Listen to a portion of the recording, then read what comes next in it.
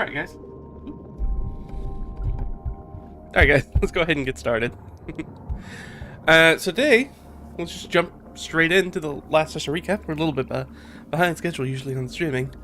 Trying out a new checklist to get things going, and it was a little bit slower than I thought it was going to be. So, but we're good now, and we're heading in. So this is a full session 30, session 50. Don't worry, if you're brand new, things will be very simple to pick up. And if this is not your first time here, welcome back. Thanks for hanging out with me, checking us out. So today, open it up. It's a brand new morning. We finished off. Well, let's do the last session recap, and then we'll jump in. So, what happened last time? New morning was day 3 of 6 on Rhymefire's contract. We know that. We are investigating, as part of that contract, we are investigating the chaos miasma that's sort of around his new lair that we found for him. And it is sort of mutating creatures, flora and fauna within that area, and who knows what it's doing to, we believe it's doing some sort of poisoning potentially to the water table, which would be really bad.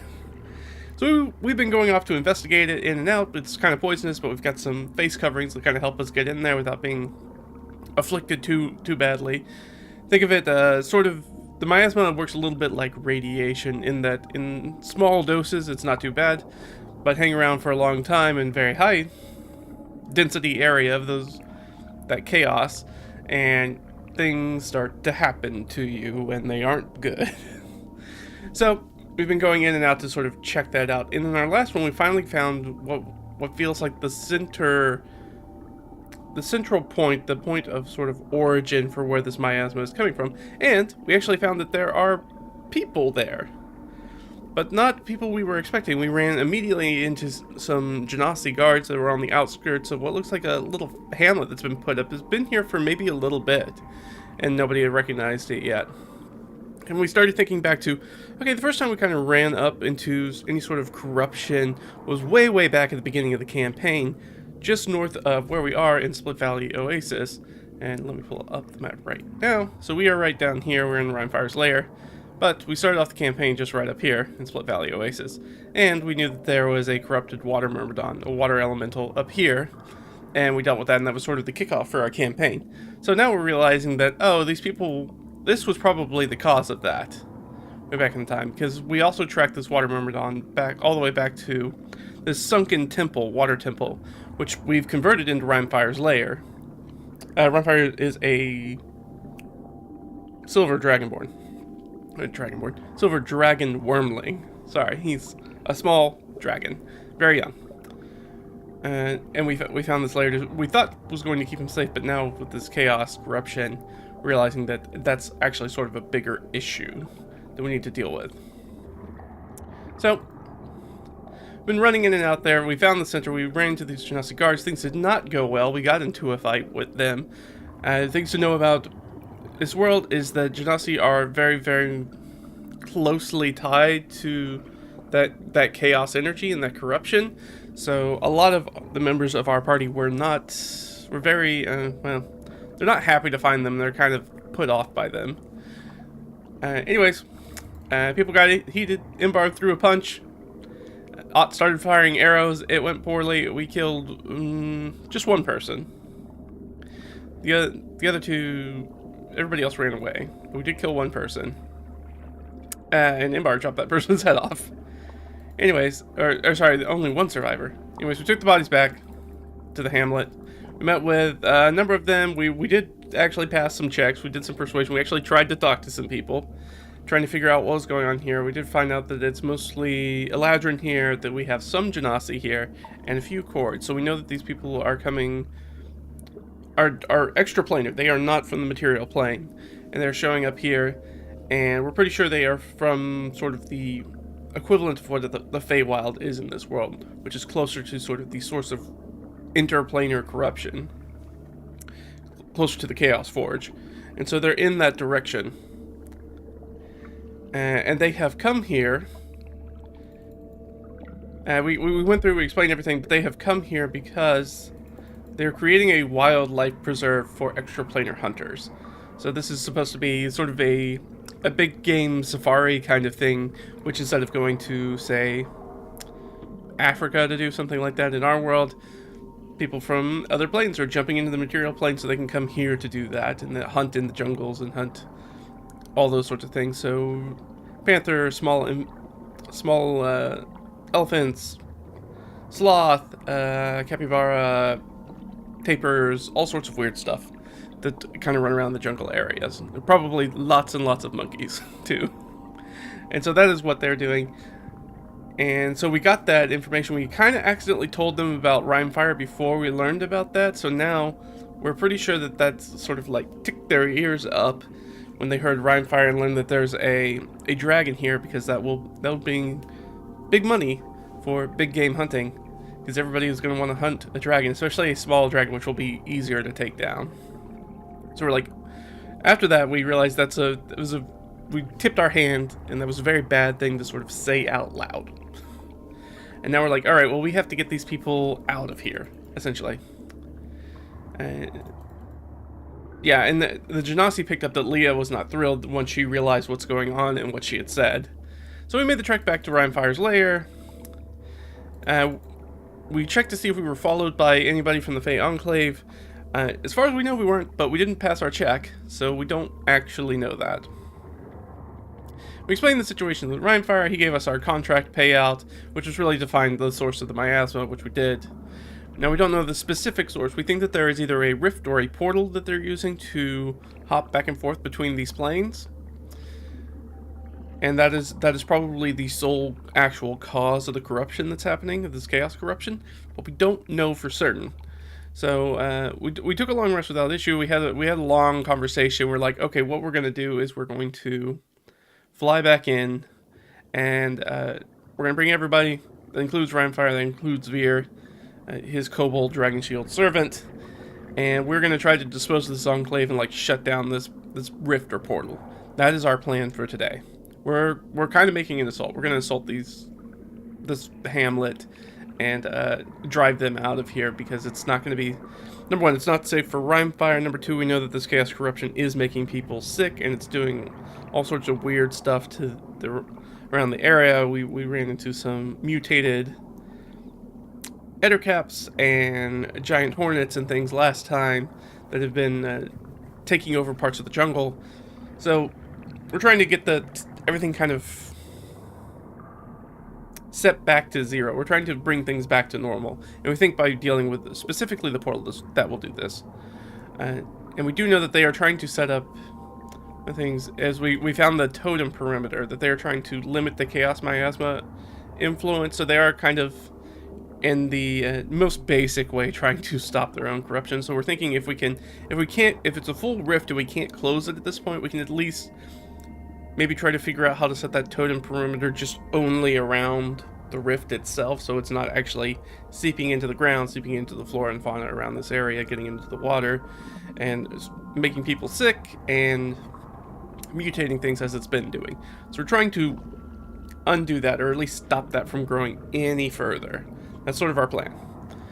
And that's pretty much everything. So we are awakening on the morning of Summer Maiden 24, which is approximately May 29th. And especially when it comes to sort of the season in the northern hemisphere. All right, that's where we're picking up. So let's hop back over to our current session notes. I'm just gonna grab this from the bottom because I don't think I moved that. Put that down here. Oop. All right. So that's what we're gonna do. So first, I wanted to check, because this is something we didn't do last time, because we got to a point where we just kind of were like, oh, we made it through the full night without unrest, so nobody came to attack us or talk to us or anything. So do know that. So if anybody followed us back to Rhymefire's lair, which we can kind of guess maybe they did, and we just didn't see them. So we're kind of under that assumption, but we don't know for certain because we didn't see anybody. But, you know, elves and forests, hard to track. Hard to see. So we just kind of have this sneaking suspicion that we probably got followed, because they're going to want to know where Rhymefire is. So we're awaking, but one of the things that we haven't talked about, because we went right through that long rest, is we haven't talked about whether Leah and Omer can tie any of the things that are going on related here into the reason why their old research was maybe blackballed. Because we have that primal origin of dragons, and this is very connected. So we're trying to see if there's any correlation between the Chaos Miasma, the Fey Enclave, Rhymefire, and their old research. So that's kind of going to be our first roll. So let's go ahead and do a roll. So who's going to lead the roll? I assume that we're going to have to let Leah do that. I realized that I did not bring up dice. Let's do that. Boop. Boop. I'm not going to use that first roll. There we go. Get out of here. Alright. So we're going to use Leah's Arcana, which I think is going to be... I think that makes the most sense. I'd like to do Arcana or History. It's going to be the same bonus for both. Actually, we might let Omer lead this. He may have expertise in one of these. He does indeed. Alright, so here's what we're going to do. I'll set a DC. We'll double that DC. I guess we don't have to double. It can just be the DC. And each of them will make a check. And they will help each other with those checks. So we're going to let Omer make the History check. We're going to make let Leah take the Arcana check. Alright, so let's set a DC first. So we have our 3d6 method, which we've used before. Oh, it's... Oh, that's not too bad. Okay, so that's only a 16. So 6 and 4, that's 10, which on our 2d6 scale goes it up to a base of 15. Plus 1. So 16. Well, I guess probably 17, because you're going to have to be trained in this to know this. This is very specific information. So 17. So let's do Omer first. He has expertise in history. Doesn't need it. He absolutely knocked that out of the park. Just in case he has a crit. He does not. And then for Leah...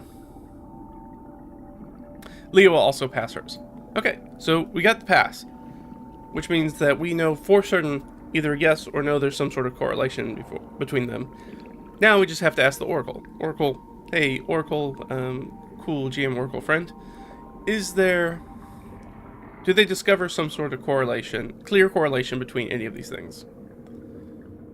I think that's likely. We've come across this a number of times now, and it's sort of wrapping around from the very beginning of the campaign, so it seems most narratively fulfilling for that to be yes. We have a lot of sort of things that have happened in the same area. I feel like they should all be coalescing into something. So I think that's extremely likely. So let's say plus 5. So that is plus 5 to our 18, which is in fact a 23, which is over 20, so we're going to get some sort of edge out of that.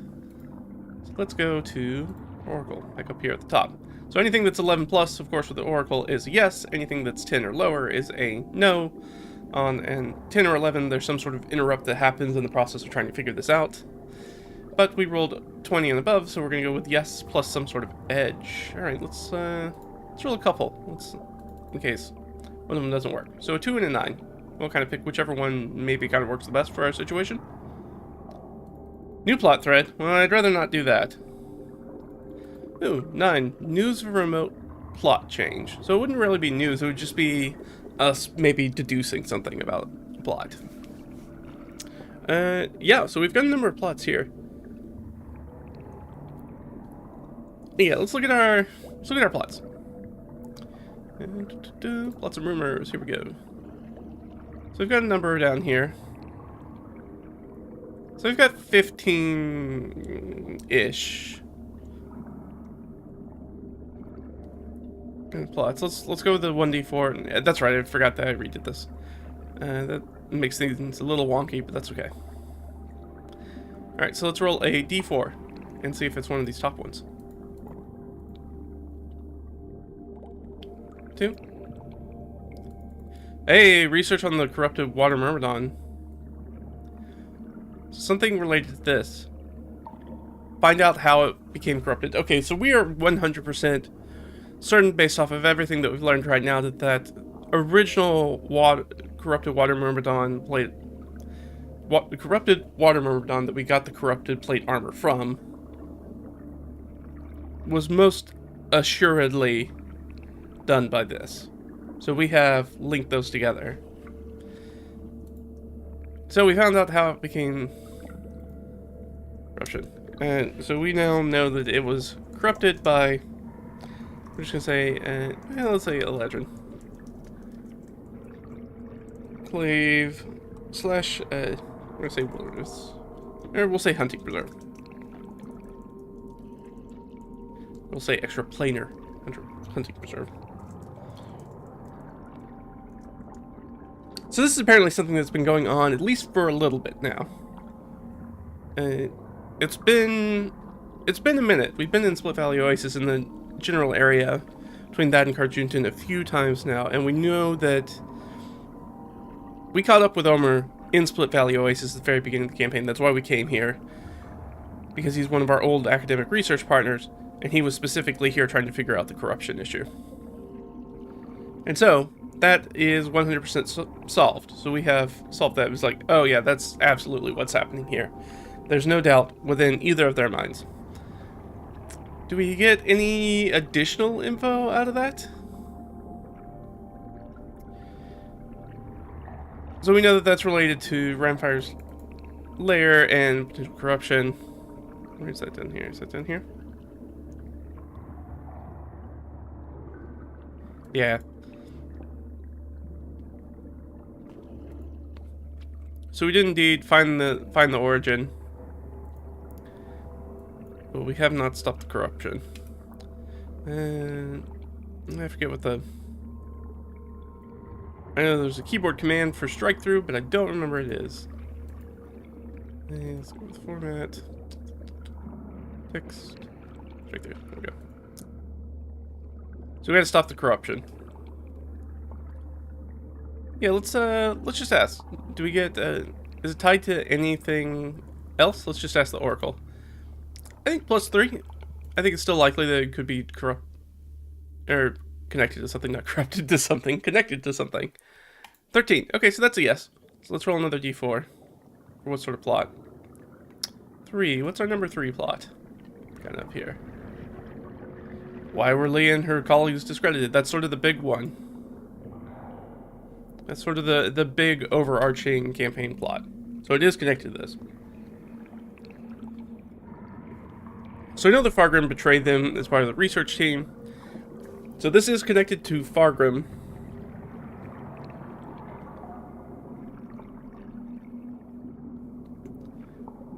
We don't think this is... We know quite a bit about Slaver's Affliction.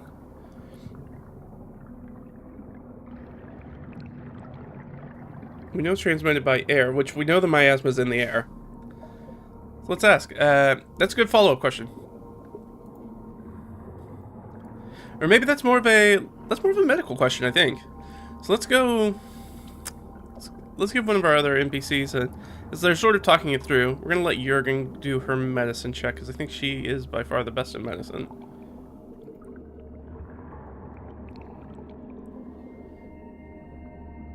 She is indeed. All right. I don't think anybody can give her the help action, but let's say she guidances herself. I think that seems reasonable. So we were going with a 17, so that's kind of our scene DC, so we'll do that. So she's, and since she can't really get help from anybody, I don't think anybody else is trained in medicine, are they? Nope, sure not. So this is a Jurgen special. She's doing it all by herself. So she gets a +3, so +6, and plus her D4. All right, so let's roll her D4 first. 3. Okay, so she gets a +9 to the roll, which means she only needs to roll an 8.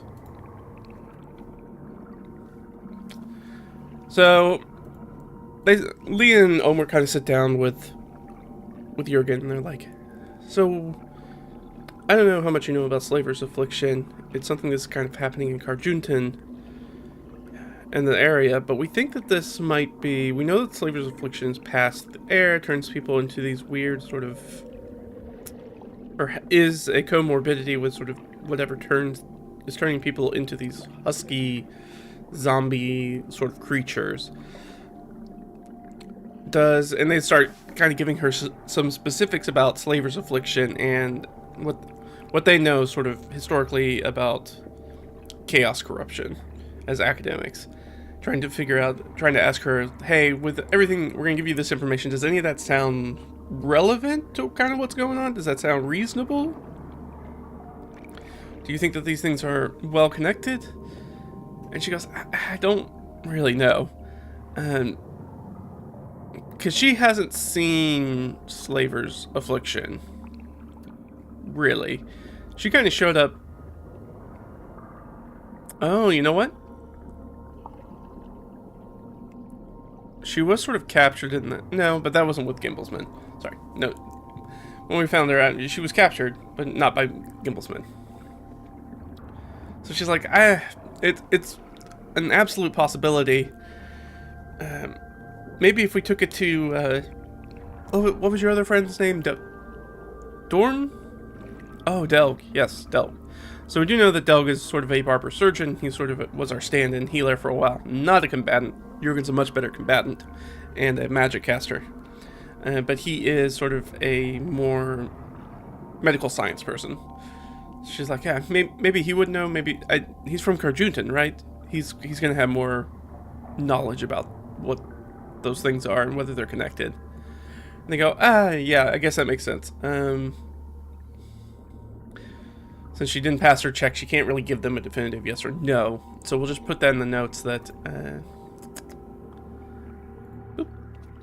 Alright, so we did check and dispose.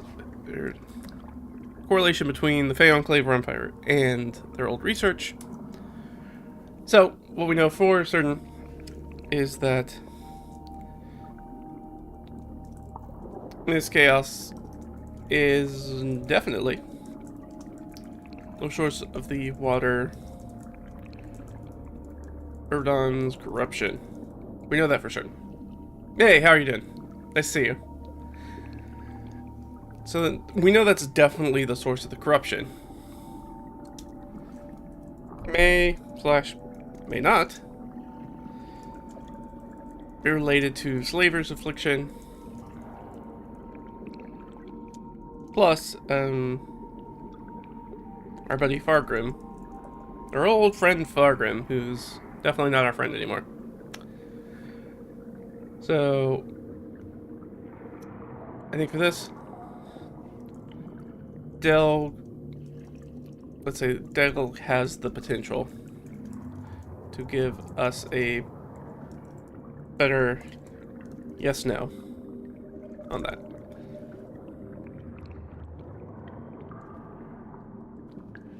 I'll say with medicine. You didn't miss the next one this time. Yeah, good to have you here. Yeah, so this is what they found. I was like, all right, well, I could do one more check. Let's do one more check. So we got it related to 2 and 3, just in case. That's gonna be a flat one. So 1, is it related to that? And it's just a flat roll this time. No. Okay. So not related to that. So we're not gonna worry about it. So those are the things we know for certain.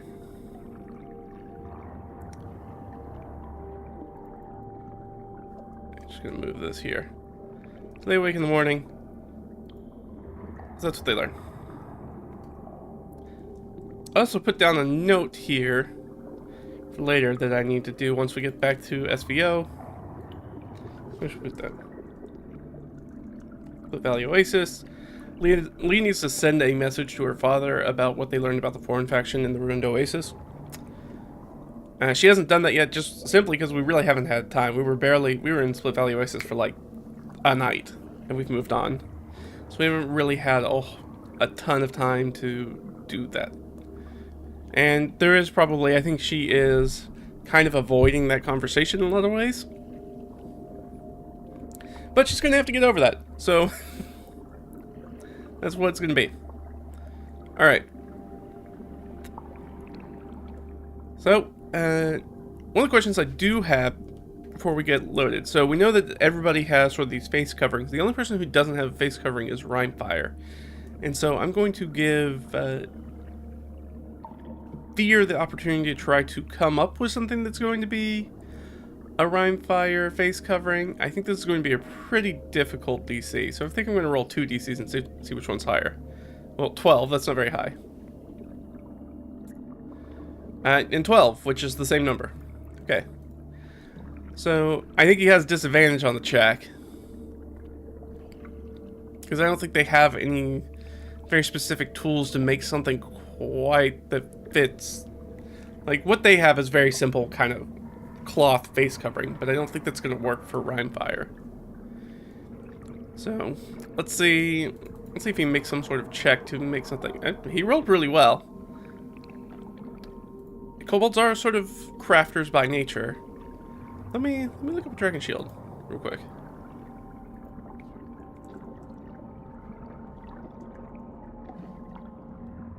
Is Dragon Shield one word? Yes. Kobold Dragon Shield. They're kind of dumb, surprisingly.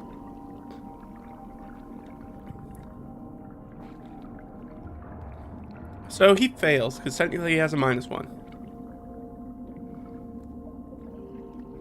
And of course in the stat block they don't really give you a lot of tool proficiencies and things like that. So even if he was potentially had proficiency bonus, it's only +2, which would only get him to 11, which is just under what he needs to be. So it's one of the things where he starts working on it, starts putting it together. I'm sorry, Master, there's just not enough time. I have failed you. You have done well here.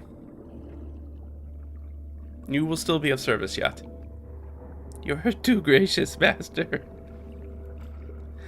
And again, we're seeing Veer is slowly transforming into silver scales. I can't remember what kind of scales he had before. Black, I think.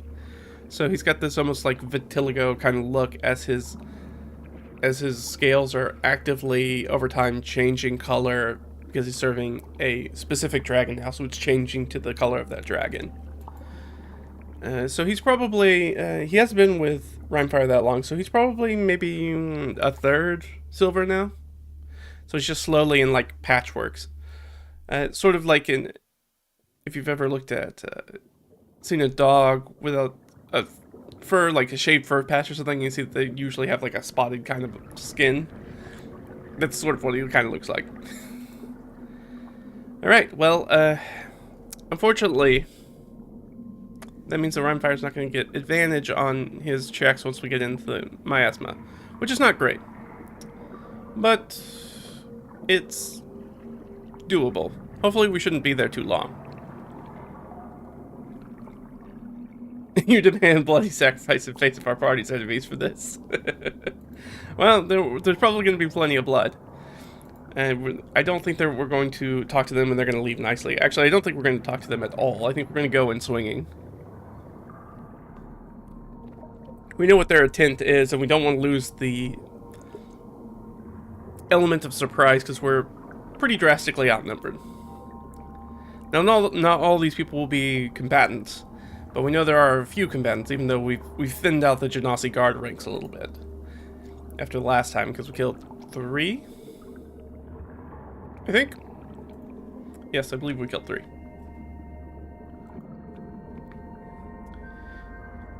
Right, we had the one that tried to get away, and we ended up killing the guy. Yep.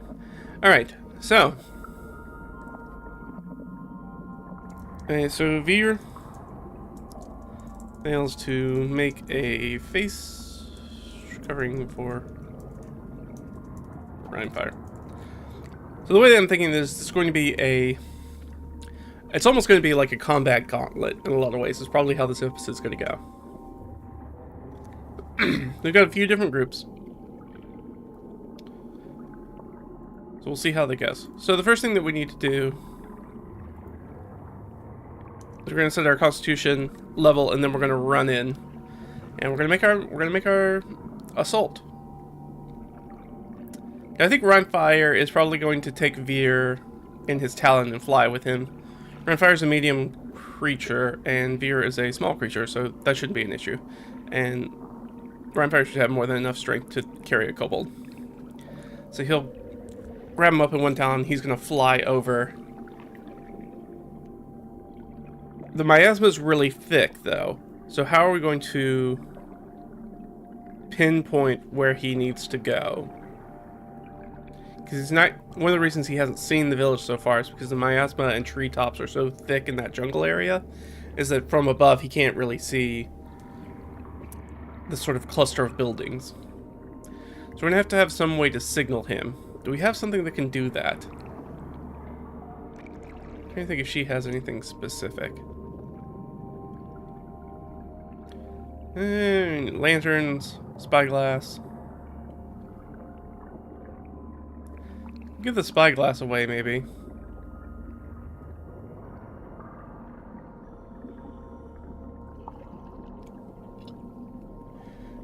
I think it's going to be too tall. I don't think she can get anything that's like a prestidigitation out. Maybe she could, though.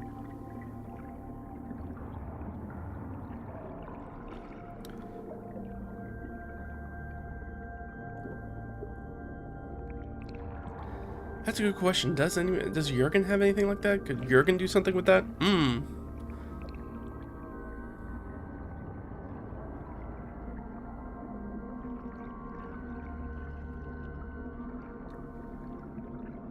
No, we don't really have anything specific that was going to work for that.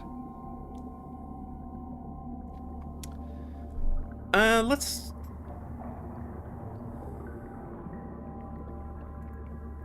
ask Veer. So we're gonna ask Veer. Do you have any sort of like what's effectively like a big ship naval round starburst, basically something you throw up that blows up and puts light everywhere as a marker, some sort of firework? Do you have something like that? I think it's extremely unlikely that Veer has something like that. So a -5. Yeah, he's like, no, I don't have anything like that. All right. Well, Yeah, what about the dead guy from the previous session? Does his corpse already become chaos creatures or not? We don't know. We haven't been there. We don't know how that chaos corruption manifests. I think if it does, they've probably done something with his body already. Either cremated it or done something. Disposed of it in some way. I'm sure they don't want a bunch of chaos creatures running around. Mainly because I think the most distilled chaos creatures are things like sloths, which is you don't want to be around. Those would be real bad news for everybody involved, including those people from the Feywild. You don't want to mess with sloths. Alright, so they're not sure how to signal Rhinefire in the skies. Let's say skies above. Maybe he'll just listen for the sound. They're going to start making a bunch of sound. Yeah, we'll do that. So they're like, we're going to make sound and we're going to make as big a fire we can. We know that there's a bunch of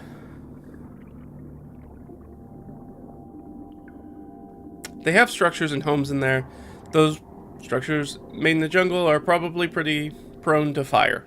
So we can probably start lighting some things on fire, and that pillar of smoke's going to lead Rhinefire in pretty easily.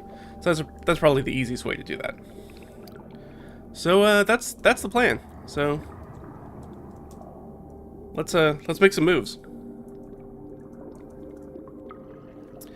Which means we need to jump over to our exploration and travel tracker.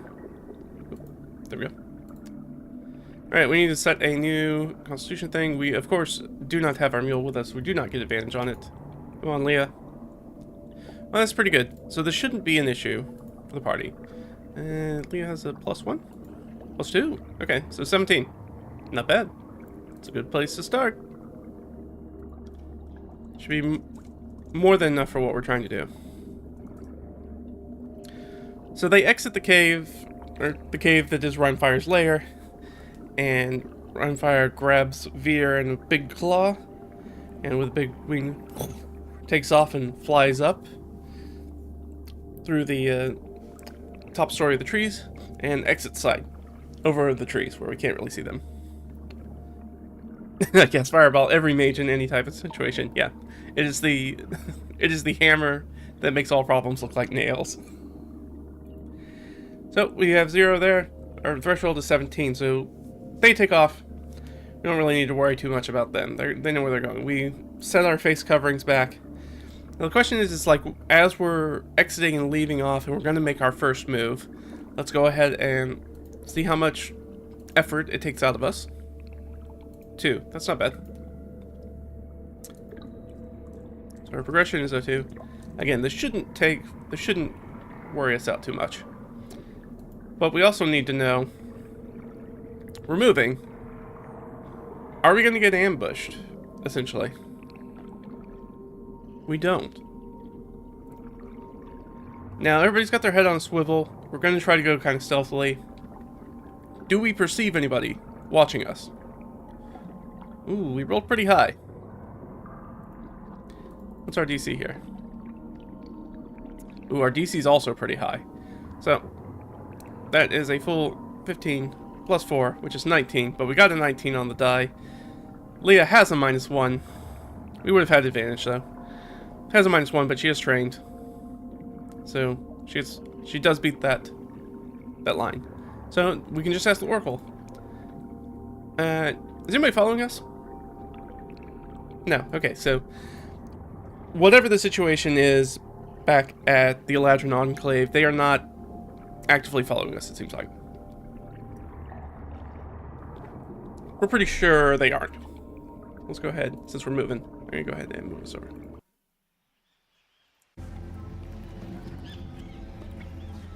So they start making their way through the jungle and starting into that choking purple fog that is the chaos miasma as they sort of drift into it slowly like shadows in the night. Start to breathe it in, which does mean that they need to make a save. What's their chaos corruption at? Chaos corruption is a 1. So that's very useful for us. And what did I leave? What did I leave our chaos corruption at last time? So we have advantage for everybody. So all we have to do is basically not roll 2 natural ones, and we should be fine because we rolled really well. Just to make sure. Well, there was one of them. Good. There's another one. Everybody's good so far. Jurgen barely passed again, but that's fine. Stealth, like no fight. What is that? I've never heard of that. Owls are D&D party. Yeah, they're gonna stealth. They're not the most stealthy bunch. Specifically Imbar. Actually, everybody except Imbar is relatively stealthy. Or at least medium stealthy. So yeah, they are going to try to quietly make their way up there. I'm gonna just kind of... What am I gonna do? What is there... Because I'm pretty sure Imbar has disadvantage on stealth, right? Yes. So she is going to be the easiest one to pick out of the forest. But I do think if they're doing it that way, Jurgen's probably with Imbar in the back, and she's probably using spamming guidance on her, and be like trying to muffle the sounds as best as she can, magically. So I think that's what she'll try to do. They'll try to maybe throw off some prestidigitation, some thaumaturgy, trying to make some louder jungle sounds. I think that's how they do it, to try to cover over the sound of specifically Imbar moving. So that's what they're going to do. They're going to try to make some masking things to kind of give them advantage on stealth. So they're going to do it that way. So let's, yeah, they're going to go in. Let's see if they make it in completely. So, who do we want? I don't really want to roll a check for everybody. So kind of who has our medium stealth score? Leah's got a +2. Odd's going to be the best by far. Imbar's going to be the worst by far. Omer is right at 0. Jurgen is right at 0. Alright, so plus 0. What's our DC for this? 16. So not great. So it's unlikely that we're going to get up there without that.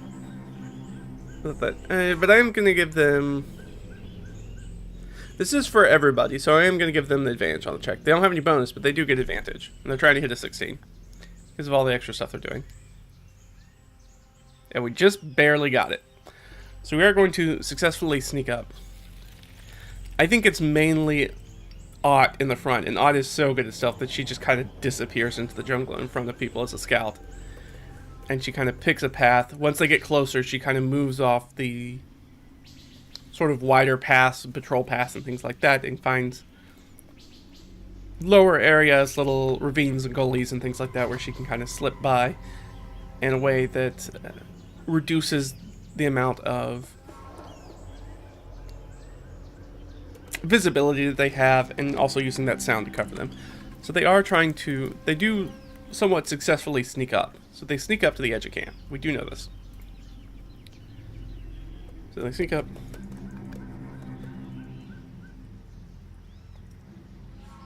They get all the way up to the edge of the enclave. So let's ask an oracle question. Did we see any patrols? Did we pass any patrols? We did. Okay. Do we want to ambush one of these patrols?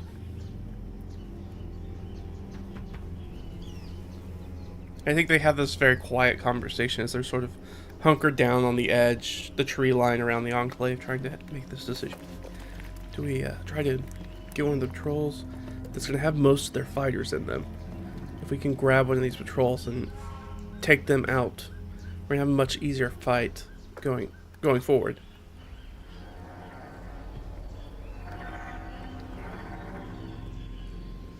I think Omer kind of pipes up. Well, what about Rhymefire and Veer? We want them as part of this. So shouldn't our first obstacle be here to try to get a smoke signal going? Starting to set these things on fire? Isn't that what we should do as the element of surprise? Does that... He kind of looks at Imbar and Ott, who are the more sort of combat-oriented people in our party. Is that better? That causes a lot of mayhem, right? People would be running around. We could do that. They go, yeah. That would definitely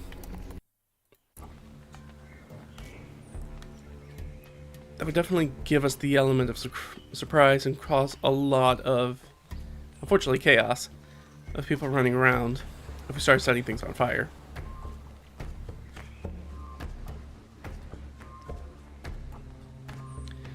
And once we open that up, if we can get Rhymefire down,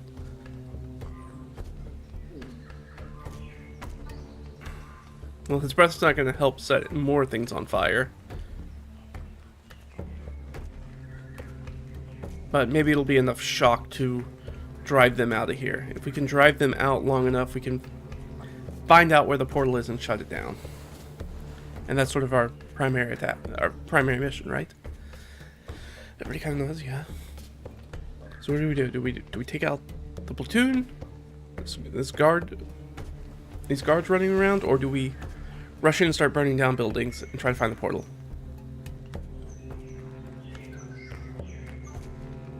And I don't know. I think this is a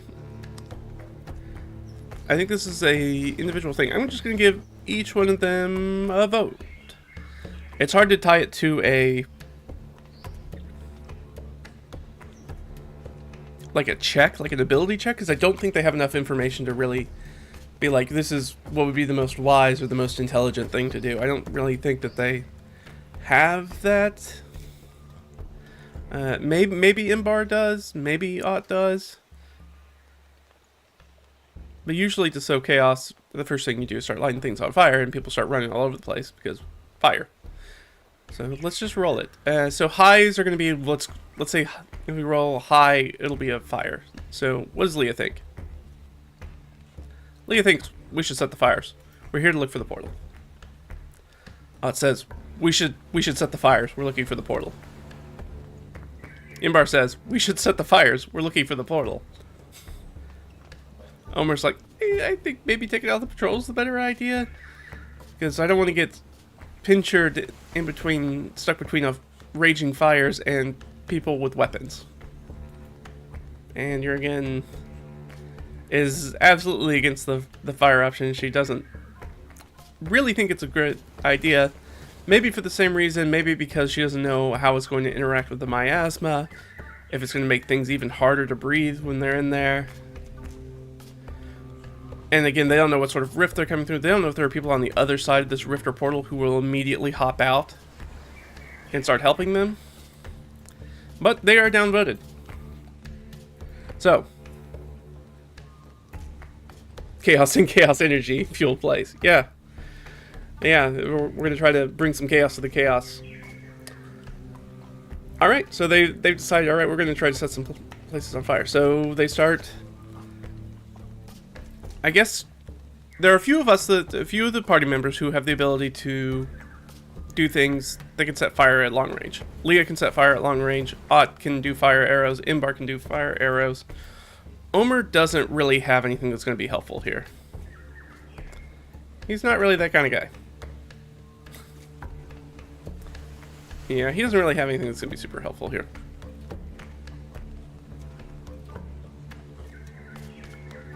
Jurgen's...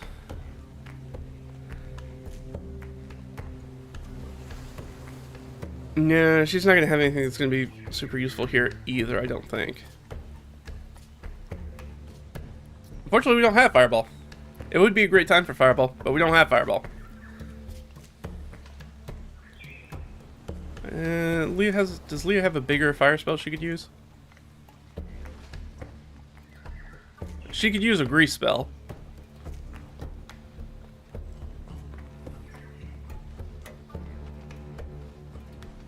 But that's about it. Right? Yeah. Unfortunately, that's it for her. Compressed fire.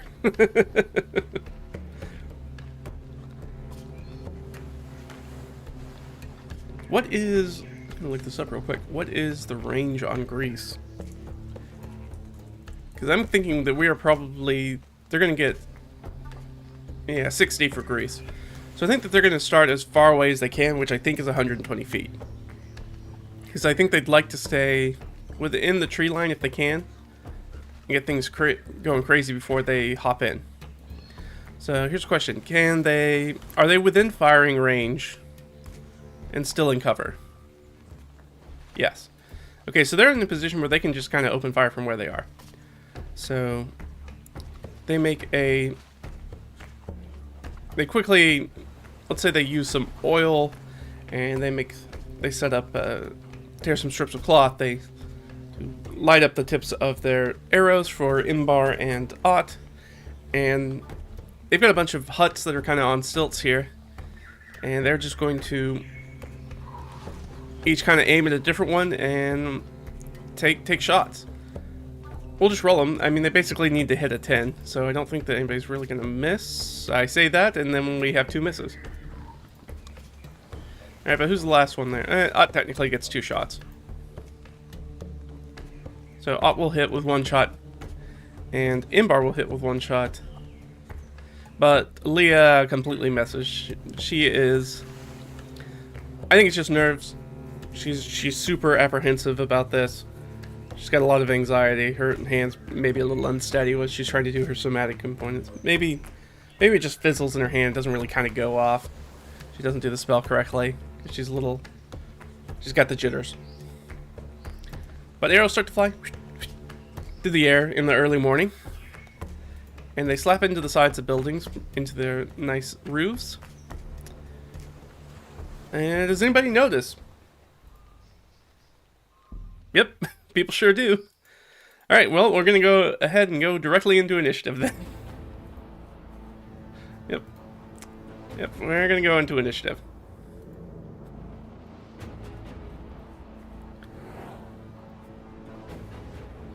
So let's say, I think the Genasi are probably, they're primarily the guards. They're going to get there first. Let's come up with well, we'll figure out what they are. Alright, let's give them an initiative, just basic initiative, like 11. That probably sounds good. And then let's start rolling some initiatives. So you don't need to roll very high to beat them. Imbar's above. Or Imbar, Leah. Leah's above, Ott's above. Imbar's above. Omer's below. You're good. Okay. So we're gonna go, Jurgen, Leah, and bar odd.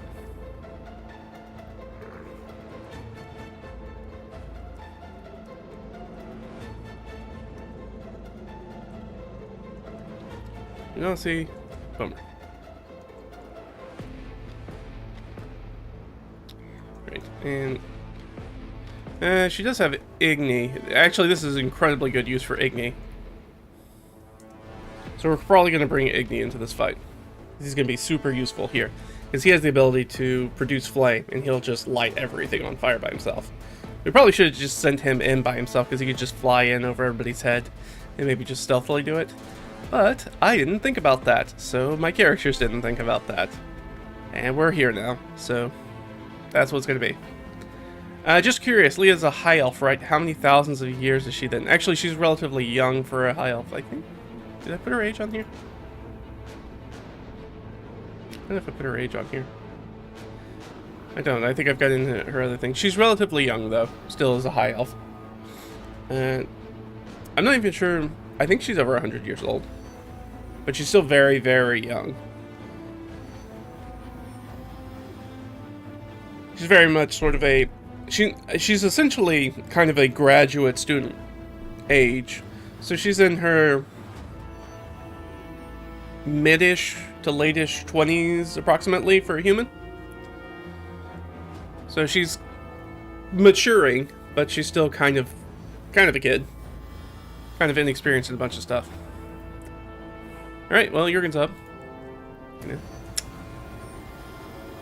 Jurgen doesn't really have anything to do right offhand. Here's the question. She'll do a perception check. Do we see any guards coming our way? Any combatants coming our way? Oh, that sounds like a yes to me. Alright, let's throw up an encounter real quick. So we got 5. I'm gonna filter these down to humanoids.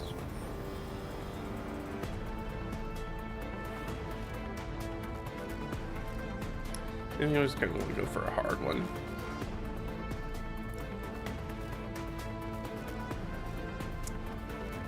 And Quaggoths. I forget about Quaggoths. Do they have anything special? That would be a good one for us.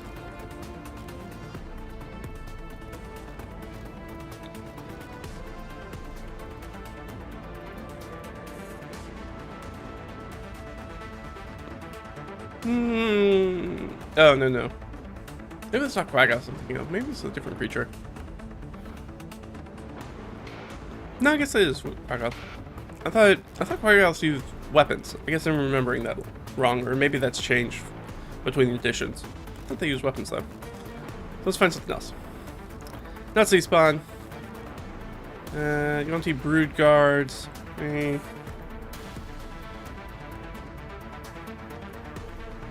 Not really giving us a lot of great stuff here, are they? We did have a bandit captain last time, so that kind of makes sense. Maybe there's a bandit captain. Probably something relatively lower. I think we used some tribal warriors last time, right? It was a relatively easy fight. Let's maybe get something that's a little bit tougher.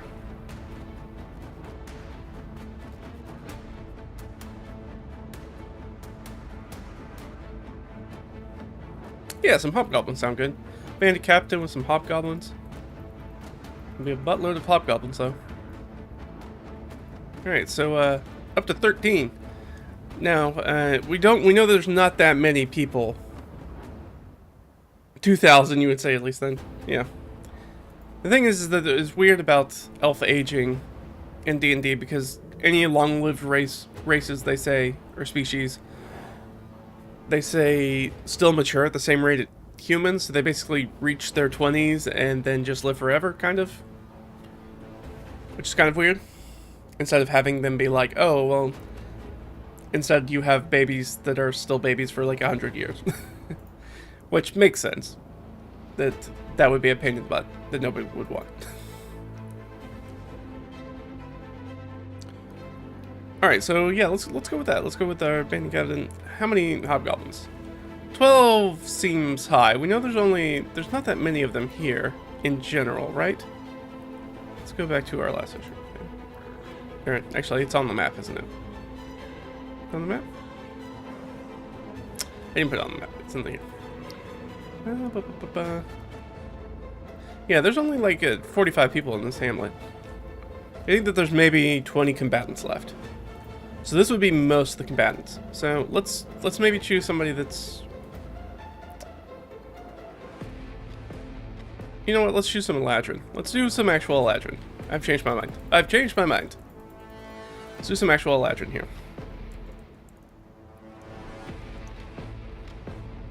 Are you guys not under humanoids? Oh, you're under fake creatures.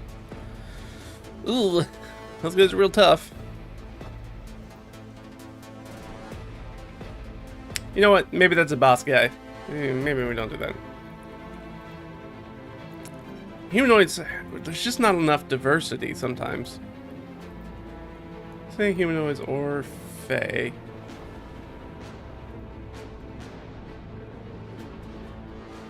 Take that out. So let's do another. Oh, that could be interesting. Maybe that's who catches us. We have a warlock and orc blade of Ilnival.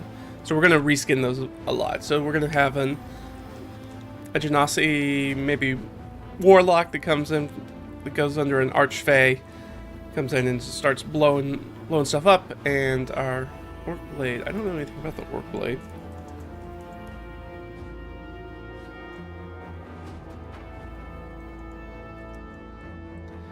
I don't even know what that's from.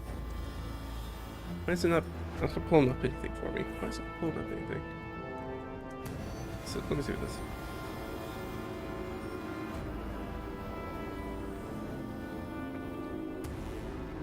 Chainmail, shield. Yeah, let's do that. That's fine.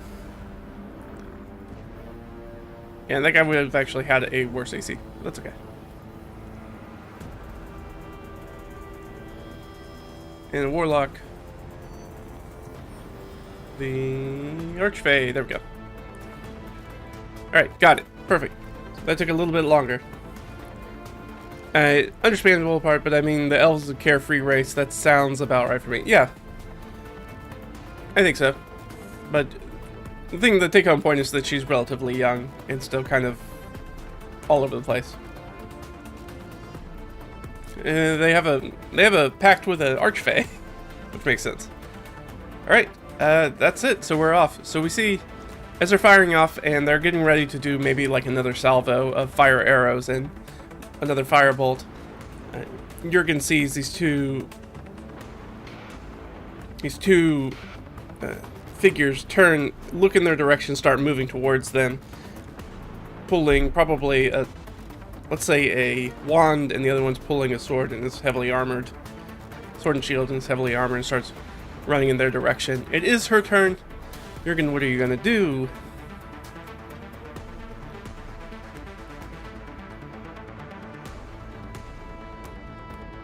Jurgen's going to...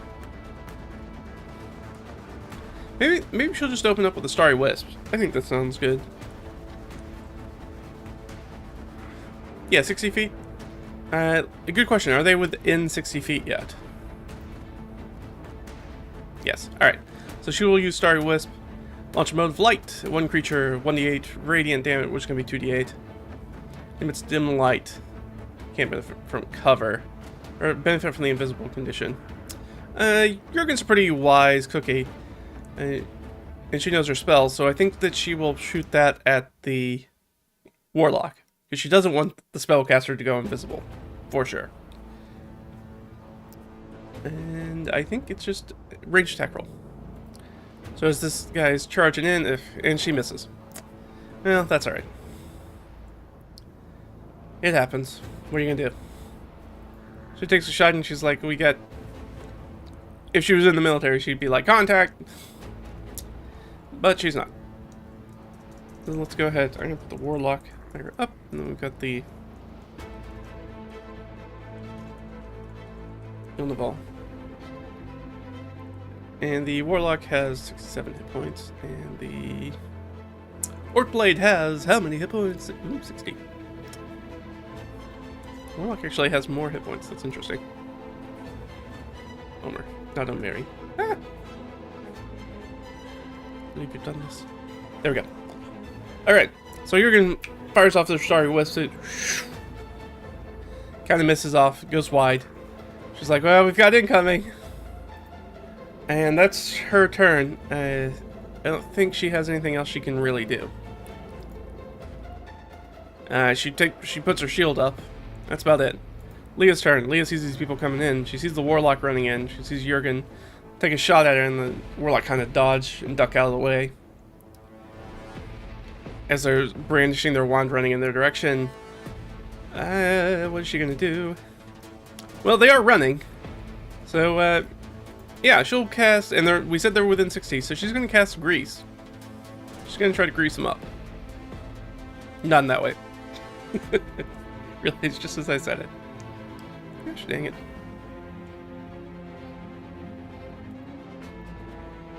There we go. Alright, so she casts Grease, which is a dex save of her DC, right? I'm pretty sure it's a dex save.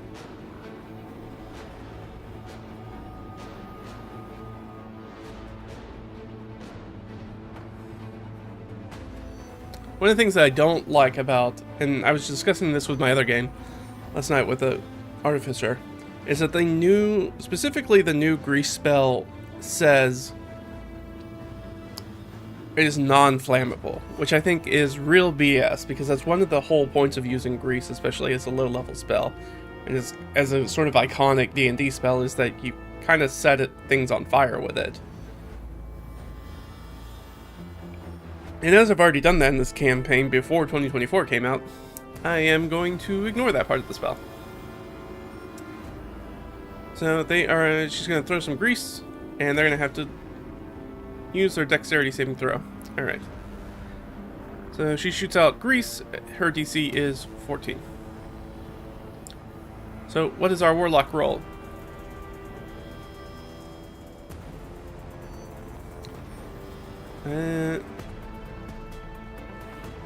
Our warlock only has a +3 to their save, so they fall on their face. And for our orc blade, ooh, our orc blade's gonna pass though. Yeah, they don't have any dex bonus, but they're still gonna make it through. So the warlock, as they ducks and dives, and then grease appears, and then they slip and they fall on their face. So down, prone. Unfortunately, she doesn't have anything she can do as a bonus action that's going to be super useful here. She's got a free bonus action, but nothing to do with it. I guess she can command Igni. She's going to tell Igni to run off and go start setting other buildings on fire with his produce flame, where he can just turn himself into a flame, a living flame, essentially. So Igni is going to fly off to make fires. So Igni flies off to make fires. Kind of above everybody, so he doesn't have to worry about getting slapped with opportunity attacks and things like that. So he flips off and flies into the fray. And as being a summon, he doesn't really need to worry about the chaos, miasma stuff. And then we'll put in here question mark Rampire down at the bottom of the initiative. So that was Leah. It's Imbar's turn. So Imbar sees these people charging in. They're still 60 feet out though. They're in the grease. One of them's down on the ground, one of them's not. You know, she has a fire arrow still loaded, because that's what they were doing. I think she just shoots a fire arrow at the grease. That's what she's going to do with her turn. So she only needs to hit a 10. That'll hit a 10. So she pulls her longbow back, releases, and the arrow lands right in the grease, and then bursts out. Each of them is going to take a... I guess each of them will get a dex save, or otherwise they're going to take a d6 of damage. The warlock has disadvantage because, of course, they are prone. But still rolls really well. So I think that is going to make it. I think they'll still take half damage, but the warlock is starting to pick themselves up as they see the arrow as it lands right in front of them, and they just kind of like roll out of the grease patch as well as they can. So So they only catch a little bit on fire and they start putting themselves out. So they'll take 3 points of damage and are absolutely not on fire. And our blade. How's our blade doing? our blade scores a natural 20. Our blade is running, is able to not slip on the grass, sees the arrow coming in, and actually jumps out of the grease. So I'm not going to make them take any damage because they rolled a natural 20. So you see this figure in heavy armor just jump as the arrow hits and flame starts to go all over the place, and they land, heavy thud, and just keep trucking towards the party. And I think Imbar kind of lets go of the arrow and kind of looks back and sees that person still running. Oh, I think this is going to be bad. I think this is going to be a tough fight. And I think she's going to use her object interaction. She's going to probably just drop her bow and pull her shield out for sure at this point. And she's going to move in a position to where she can kind of take this blade as they're going to clash. They're going to be the ones that hit together. She's stepping into the breach to take that drive. All right. That was Imbar. Ott's turn. Ott still probably has at least one arrow that's on fire, but is now turning their attention to people who are actively fighting. Unfortunately, one of the people's on the ground, so she has disadvantage to attack that person, but one of the people is not on the ground, even though they have higher armor on. So she will take 2 shots at the charging blade with her longbow at a +6. I believe that Fork Blade has an 18 AC. Yeah. So she needs 12s or better. Well, one of them's going to hit. For 4 points of damage. So she'll tap 1 into him. He will take... We'll go down to 54. He'll have 54 hit points. I think that's it for Ott. I think Ott's gonna move back because Ott works better with a bow, so they're gonna try to stay out of melee combat if they can, and try to stay in the cover of the tree line. And that'll be Ott's turn. About compressed flame, did you forget about that? And Leah can't do that, or have you done? She learned that. Compressed flame. I guess I forgot about it. I guess I completely forgot about it.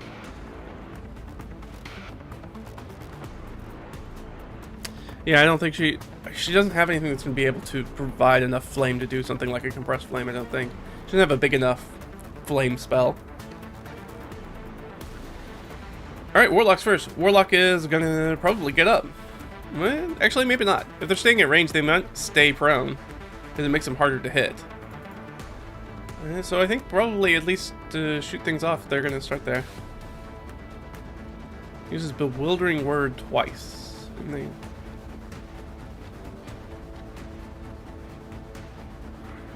Cast one of the following spells. We'll assume that they have mage armor on. Probably. I think it's weird that spellcasters need to cast a spell. It just feels like something should come with your class, I feel like.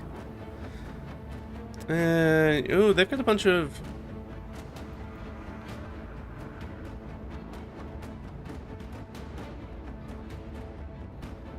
Their spell list kind of sucks. Warlock's all trickery stuff, which is not super good in a fight. So it's going to instead use their Bewildering Word, and I guess Imbar moved up to the front, so we'll probably use Imbar. Well, she can probably see Leah, so she knows there's a caster back there, and she can see that Leah casts spells. So she's going to go after Leah instead. She's going to use 2 on Leah. Now Leah's going to have cover. We haven't determined how much cover, though. So let's just roll. Let's say if I roll a 17 plus, she's going to have pretty much full cover. Otherwise, she's going to be partial. Alright, so she gets a +2 to her AC. And saves. But this is a wisdom saving throw, so that's actually not going to matter. So it's a DC 14 wisdom saving throw for Leah, whose wisdom is a -1, but she is trained in it, so she has a +2. Fail. Pass. So she'll take 2d8 psychic damage. My brain! So she'll take 8 points of psychic damage. She's down to 27. And she has disadvantage on the next attack. Now, luckily,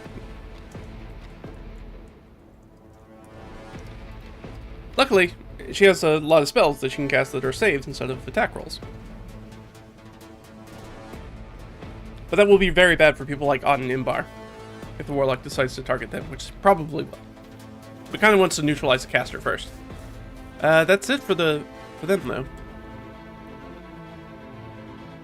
And they're going to stay prone. Since they're still in range, they're going to stay prone. It's 60 feet out. And that brings us to our Warlock. So our Warlock... Or, not our Warlock, our Blade, I think would have to full run. I don't think they have a way to get there. Oh, no, they can't because they have aggressive because they're an orc. Nice. Yeah, this guy charges in, so he gets to double his speed because he has the aggressive feat.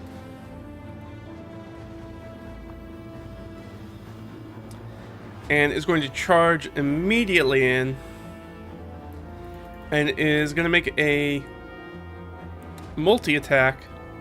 Yeah, with a longsword on Imbar, because Imbar walked into the breach. So, against that. The +5 to hit, 2 of them. Real bad, because they get foe smiter. They basically kind of get like a mini paladin thing kind of going on. Well, that natural one's not going to do it. So it kind of comes in, like, they're expecting to, like, that Imbar's going to meet their energy and they're going to crash together. But Imbar kind of actually sidesteps a little bit. And so they have to, like, try to dig in their heels and stop and turn around and swing. And so they're just kind of swinging wildly as they recover. And one hit just bounces off of Imbar's shield and she's perfectly fine. But they are in the scrap. They're in the melee now. And that's it. Imbar's command, is that an action? Doesn't say there's an action. Oh, uses their reaction. I guess that's an action? Yeah, it's an reaction, so okay. So we'll see. We'll have to see if more people show up. Aggressive towards the bloody circle they go. Yeah, charging in. Not super great job though. Imbar kind of juked them a little bit. So, they're pretty straightforward with those kind of enemies. They just come in and do attacks. Omer's in the back. Omer will sling. And really only has the one target. Probably not going to hit the person who's down on the ground prone. So we'll make a sling attack. And will not hit. That's not going to hit an 18 AC. He's going to have a hard time hitting that. I think Omer kind of moves further back into the jungle as much as they can. So we have questions for Rhymefire, and then we have questions about, let's say, guard reinforcements.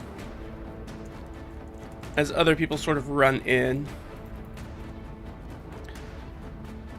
So, question, does anybody show up? I think we're going to start off with it being unlikely, so disadvantage, and then it'll start to become more likely.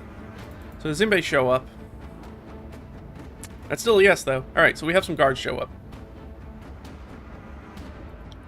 No problem.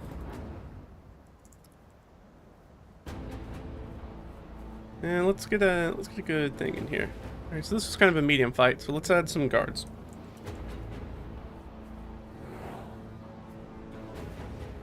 They're just going to be basic guards, because they're just going to be adds. Let's say, 1d4? That sounds right.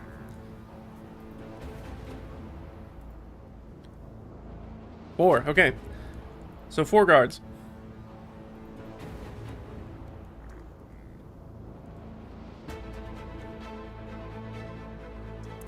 So they're running in, but I don't think they're going to be in range to do anything yet. They could throw their spears, but then they'd have to go get their spears. They only have the one spear. They don't have any javelins. So they're here, but they're coming next. They're moving in. They're going to stack next round. And how many hit points do these guys have? Only 11. Alright.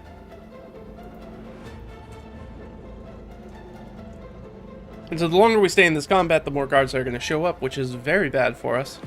So we kind of want to make this go off as quickly as we can. Okay, likelihood of Rimefire and Fear showing up. Pretty unlikely as well. We just started the fires. Okay, so they do not show up. We haven't created enough smoke yet. We're getting there. We're getting there. Alright, so that's the bottom of the round. Back up to the top. Maybe that's what I should do. Should I just roll to see how long it takes for them to come in? Since I didn't come in this round. How many rounds? 2 rounds. Okay. Let's do it that way. So 2 rounds until Rimefire and Beard come in. So back up at the top, it's Jurgen. Jurgen's got this person.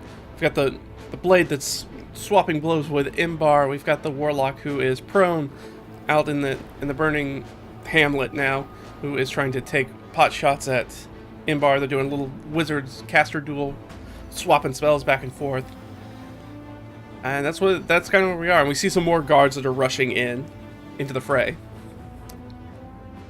Dang. Alright, so what's Jurgen going to do in that situation? Early usually goes better for this spell, so she's actually just going to cast him. And she can cast Bless. How many can she get with Bless? Quite a few, right? So you can get 3 creatures. If she does a 2nd level spell, she can get everybody but 1. She will do that. She's going to give Bless. And she's going to give it to everybody except Omer, because that's not tactically very... She's given it to Omer before I realized that Omer is okay, but he's not a very strong fighter, so it's probably best to give it to the stronger fighters at this point. So Jurgen will cast a 2nd level spell and cast Bless on everybody, except Omer. And I'll go ahead and make a note of that. Bless. Bless. Imbar. Bless. What? Bless. Omer. Not blessed. Not blessed at all. Alright, that is concentration though.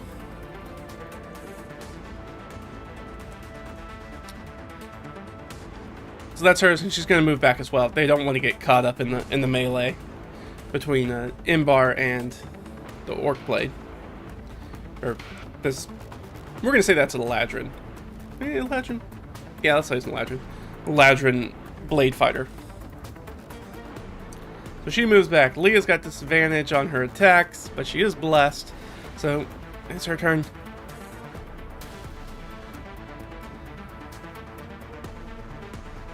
Yeah, I think she's going to blow a cast of Wand of Web. She's swapping spells with this warlock. She's like, can't really hit them while they're down. She turns around and looks at the person in the heavy armor right next to her. Not adjacent, but close. And is like, reaches to her belt, pulls out the Wand of Web, and is like, bam! So, dex save from the Orc Blade, who's not very good at those, because they wear heavy armor. So hopefully, roll low. It don't get lower than that. Absolutely wrapped up in the Wand of Web. Clutch. Absolutely clutch. Couldn't do it without you. Now, I think it is a strength save to get out of it, so... And it fills up a 20-foot cube, so we just blasted... Luckily, there's nobody else around. She's going to set it on the corner, so it just hits that one guy, and then everybody else moved away, so it's really just him. Alright, you conjure a web of sticky webbing, it becomes difficult terrain, lightly obscured. Okay, yeah. So we're even harder to hit behind it. First time a creature enters dexterity save, or is restrained. So restrained. They have to make a strength athletics check against your spell save DC, which is 15 for the wand. And the webs are flammable. So, we're also trying to do more fire. So that makes sense. She doesn't have any bonus action. She's just going to try to take full cover. So she's going to try to take full cover. So she will no longer have that last, and she's gonna just take cover behind a tree. So she's gonna take full cover because she does not want to get hit anymore from that warlock. Igni continues to fly off and make fires. That's pretty straightforward. Igni really doesn't have to do anything to do that. They have the control flames. Cantrip. Create 1 to 3 simultaneous effects. Expand fire by 5 feet. So I think immediately jumps to the arrows that have already stuck into the thatch and grabs onto those and just doubles the, like, expanding the fire, expanding the fire, expanding the fire. Is anybody paying attention to Igni? We'll give Igni a stealth check. So it actually has expertise in stealth, which is really good. So that means that they have a +9. Wow. +9 to stealth. 21. Alright. I can't imagine that anybody's going to see that. They do not. Nobody's paying attention to him. People are trying to run around. People are going around looking for buckets and things, trying to grab things, trying to get water, start trying to put out fires, and Igni's just sitting in the flames as that flame method and just kind of like huffing and puffing and kind of like pumping themselves up, almost like Dragon Ball Z style, like, and as they do, the flames start to spread around them and get more aggressive as they take on more and more of the thatch. Take that.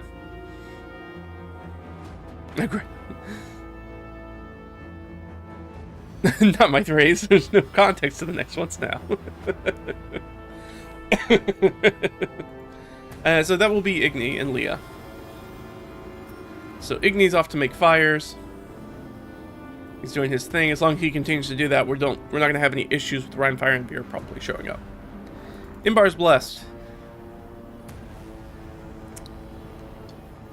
Well, Imbar's going to pull out her moon longsword, so she pulls out, and that pale light pulls up in the jungle that's pretty thick, pretty kind of shaded, and it throws these harsh shadows everywhere. She has it. Well, the dude in front of her is restrained, so she just kind of goes in swinging. And I believe restrained... I can't remember if it gives... Does restrained just give you... Usually I have this... I guess I could pull it out, but I'm not going to. Condition restrained. Speed 0. Attack rolls against you have advantage. Okay, so... But you are not... You're not paralyzed. So they just have advantage on the attacks. So it's not auto crits. That's what I was trying to make sure of. So it's not auto crits, which is good. I don't need this. So she'll make a couple attacks with the moon longsword. Gonna hit. Gonna hit. Both of those are gonna hit on the die. Just missed getting a crit with her. Now, unfortunately, she doesn't have anybody next to the person right now, so she doesn't get all her extra super damage. So she just gets the 2d8, and she rolled really poorly. I think that's 9 points of damage. Ugh, you hate to see it. So it has this really great opportunity to do a whole bunch of damage, and didn't need the bless. It only does 9 points of damage, which is not super impressive.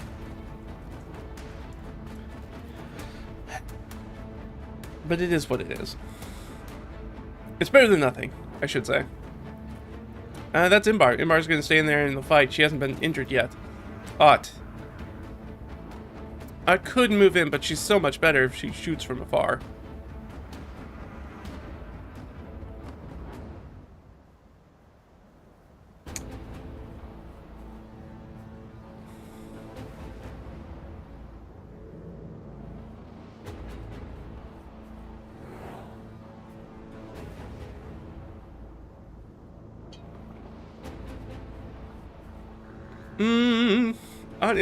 Yeah, she's just gonna take shots.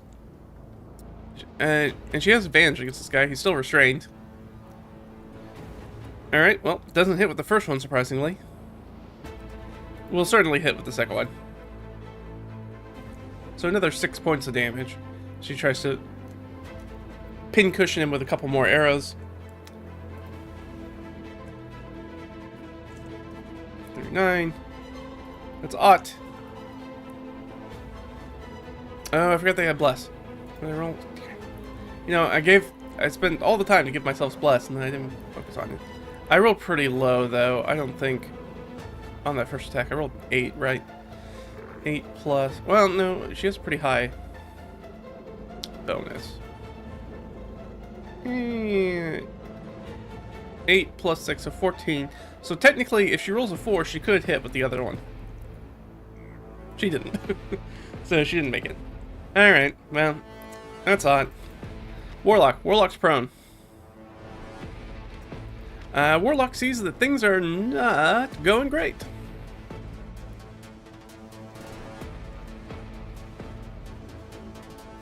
And what is the piece on this?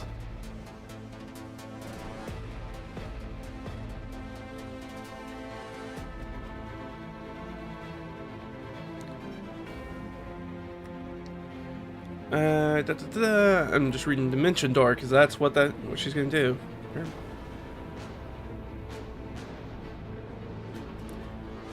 Yeah, so they are gonna cast Dimension Door.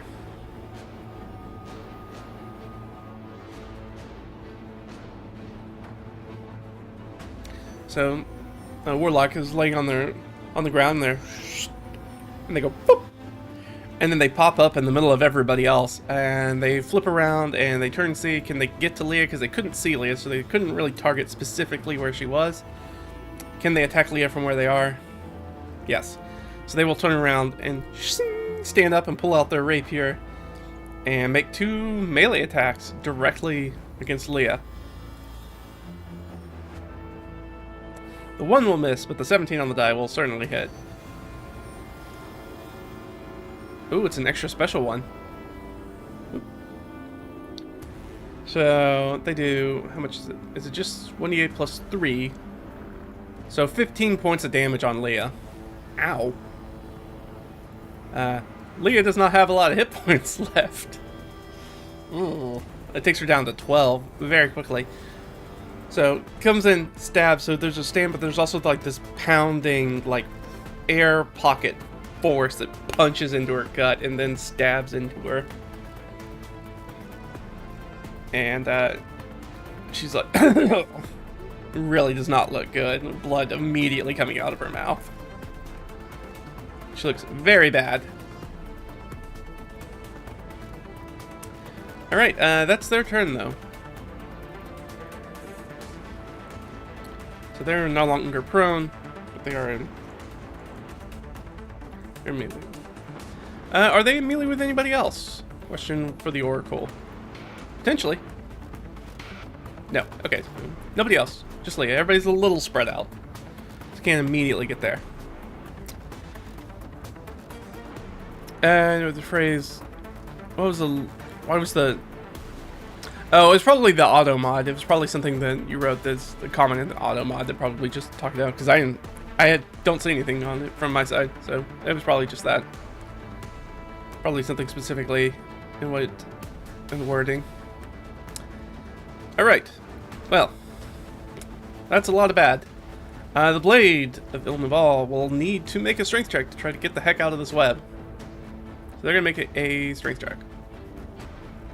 Or an athletics check, technically. They don't have athletics as a skill. Alright, but they still have a +3. So they need to roll a 12 or higher. They do not. They're still restrained. Alright. Well, that's nothing else they can do.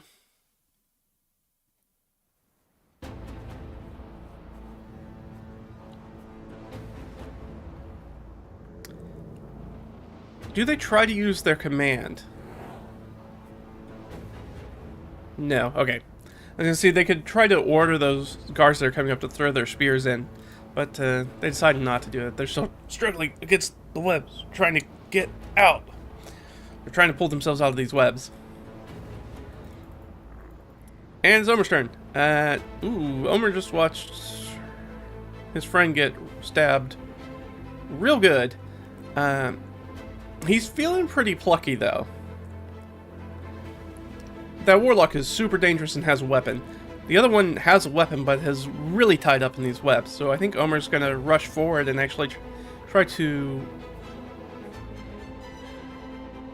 help Doesn't really need to use the help action, but we'll dash up and try to make a little stab just with his dagger. We'll swap out his dagger. And miss. He only has the 17. He only has the +2. So unfortunately he misses. But being there gives him a good opportunity to actually help Imbar do a lot more damage. So it's more of a setup move than anything else. So that's unfortunate. So Omer is not blessed. And he's in.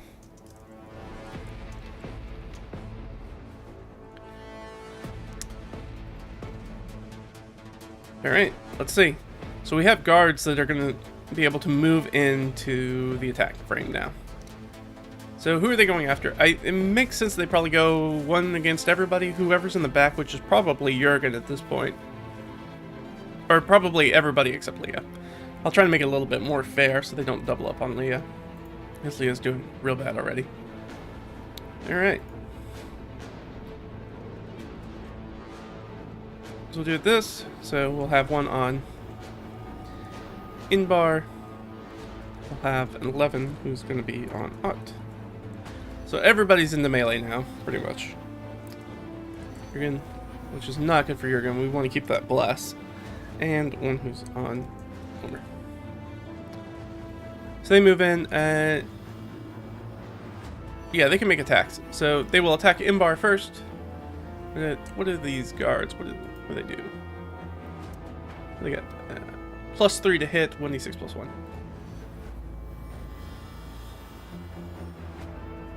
That's gonna hit. Miss. Hit. Hit. Alright, so everybody except Ott got hit. I'm just gonna roll the same damage for all of them real quick. So 4 points of damage for everybody. 4 points for not Leah, not Ott, but Inbar, Omer, 28 to Jurgen, who's going to take 4 points of damage. So that does mean that Jurgen needs to make a concentration saving throw, which she will pass. Didn't even need to use the bless. So she keeps bless up. We're good to go. Alright. Alright, so there's one more round until Rimfire and Veer show up, assuming that Igni can continue to do what he's doing. And at least one of these thatched huts is in full inferno flame, like 20-foot flames just going up, like the grass fire that it is, just in a full inferno with Igni just kind of flapping through it and flying around. Being a fire method, doesn't really care about fire. Going to zip off to the next building.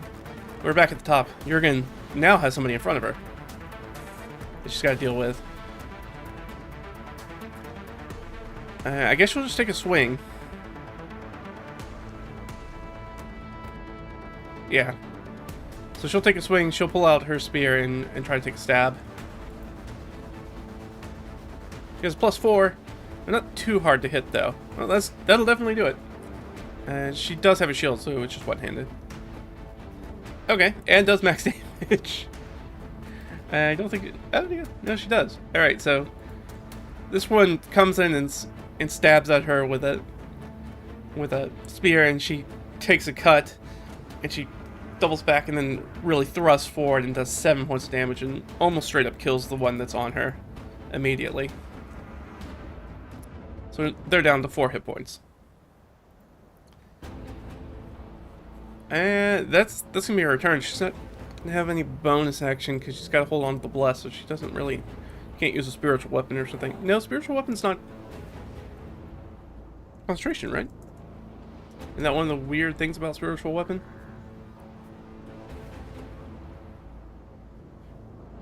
You can immediately make one spell attack as bonus action. Yeah, there's no concentration. I always forget the spiritual weapon doesn't have concentration because it feels like it should be a concentration spell.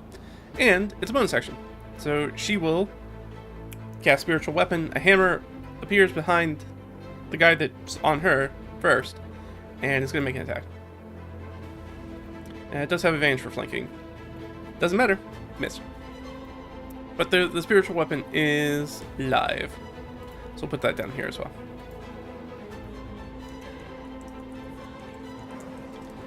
She has a big hammer that slings through and tries to swing at people. Dang. Alright. Well, that's how it goes sometimes.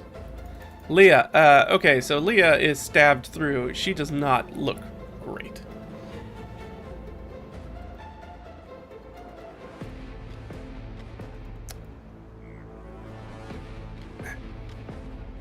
So Leah's looking around. She's looking for help.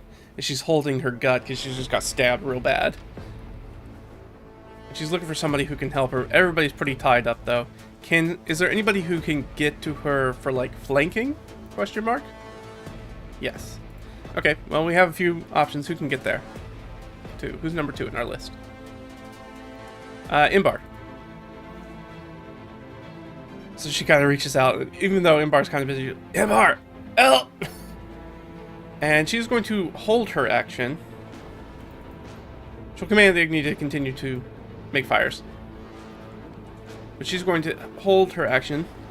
She's going to ready an action once Imbar moves into flanking, so she can cast Vampiric Touch with advantage on the Warlock. That will be her turn. It is Imbar's turn. Imbar's fighting with this person next to her who also tried to give her a little cut. And she kind of looks back and she's like, oh crap. So she is going to... I think she'll take the swing from the guy that's on her, from the guard that's on her. She has pretty good AC. So that guy's going to get an opportunity attack as she moves away. He's going to miss. Scrapes against the back of her heavy plate mail. And she moves into flanking with Leah and is going to bring her sword down. Does she have multi-attack now? No, she gets it next level. I forget that the sidekicks were just a little bit behind the curve of power.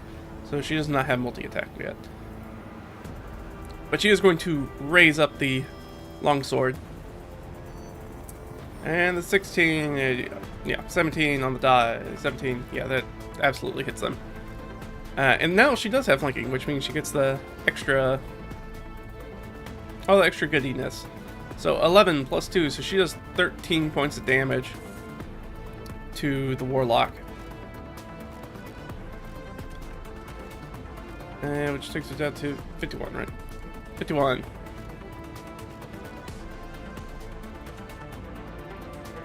That one's free. That one's not on the bar anymore. So, they move in. Gets her licks in. The question, do they use their Misty Escape?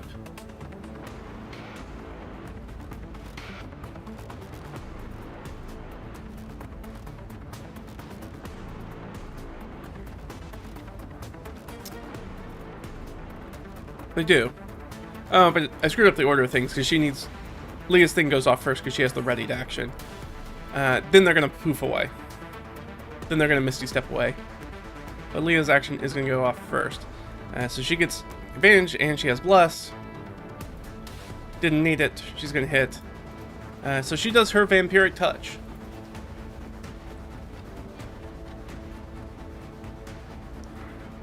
Alright, you touch a shadow-wreathed hand and siphon life force for another to heal your wounds.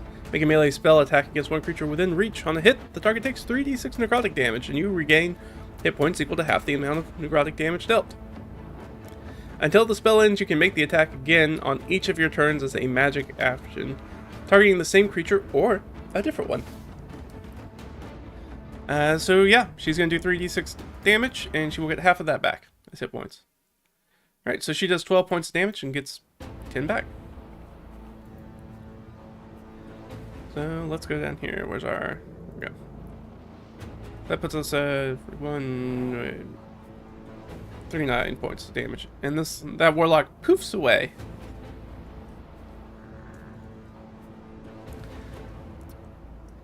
I'm gonna say poofs into the jungle. So they poof off into the jungle. And our friend Leah... Where's Leah? There she is. It's going to get 6 hit points back. And she still has Vampiric Touch going. So the cover's not really going to matter now. She does have Vampiric Touch active. Which I don't think... It is concentration. Okay.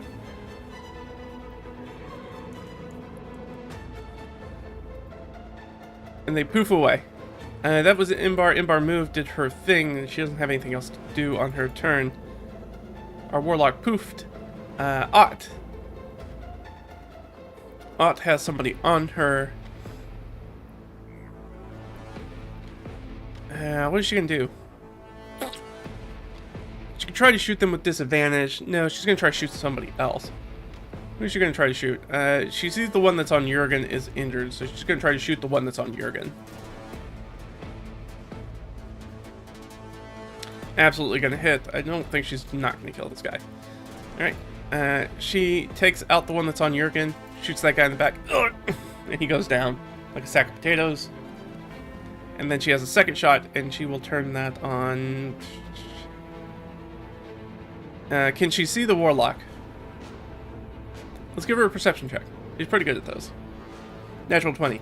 So poofs, but then I like smells the air and like whips around behind probably their position and sees a poof.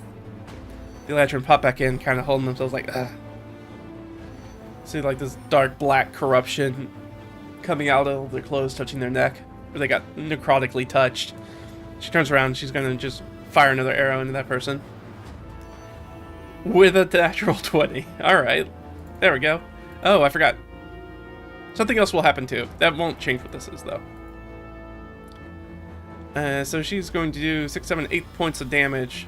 And she immediately turns around and fires one directly into that warlock. What is it? Did I say 8? 10? 10, right? I'm gonna say it was 10. I can't remember. Brain started thinking about something else. But she killed somebody, which means she gets to make a free bite attack. So she turned around, basically turned around, fired at the one on Jurgen, turned around, bit the one that's right next to her, and then smelled the warlock coming back and turned around and shot an arrow at the warlock. So she needs to make her bite attack against the one that's right next to her. Yeah, she missed that one, I guess. She's just wildly in her blood fury, just snapping at anything that's nearby. My thoughts, we already have a necrotic touch, why not go all out? Become a necromancer. She's just not motivated to do that, really. She really only took it, I think, because it's a way for her to kind of heal herself, more than anything else. But that is Ott. Even with the natural 1, you can't bless that. The warlock poofed into the jungle. We're gonna put her, or him, or whoever it is. They're in cover. Things are not going great for them. They're at half hit points, so they need to make a charisma save. They're pretty good at this, though. Whether they're gonna stay in the fight or not. Yeah, alright, they stay in the fight.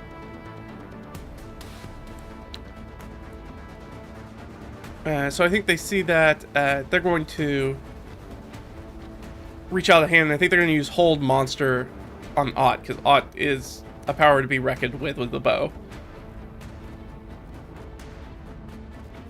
They need to make a Wisdom saving throw or have the paralyzed condition for the duration. Alright, so what's their spell DC? 14. Alright. Come on, Ott. Let's go. Another natural 20 from Ott. Turns to do, like, holds out their hand to do that Hold Monster. And, like, locks eyes with Ott. And there's nothing there in Ott's eyes. It's like staring a berserker right in the eyes. Like, they do not recognize you as human. You are threatening animal. I do not pick up whatever you're trying to do on me. So that psychic link does not work. And they go, oh, like, things are maybe not great. But that, alright. Great job, Ott. The Blade's still in the, still kind of locked up, kind of been shut down for this combat, trying to make that athletics check. Finally, rips himself out of the web, and is free. Doesn't immediately, well, no, has Delve on them, but it does take their action, so they can't do another action. So they are, but they're free now. Alright, well. No longer webbed. Omer. Omer is in a bad situation. He is got the Blade of Ilnaval right next to him, as well as a guard. So what is he gonna do? He's gonna move away for sure. He's gonna use his extra actions to get away. Can he go help somebody? Yeah, he's going to disengage from here. He's going to use his free cunning action style thing to disengage and get away from the both of them, and move into flanking with Ott and attack the one that's on Ott. Try to knife that one. And he's going to hit that. And do 3 points of damage to him. Comes up and stabs them. So Ott tried to take a bite out of him, they ducked away, and then Omer shows up behind him and just jabs a dagger into their back. And that's Omer, though. I'm flanking with Ott. That one's going to be Ott and Omer now. And this one's kind of left by themselves for the moment. We might go into full flank train here where everybody starts flanking with everybody. That may be what ends up happening.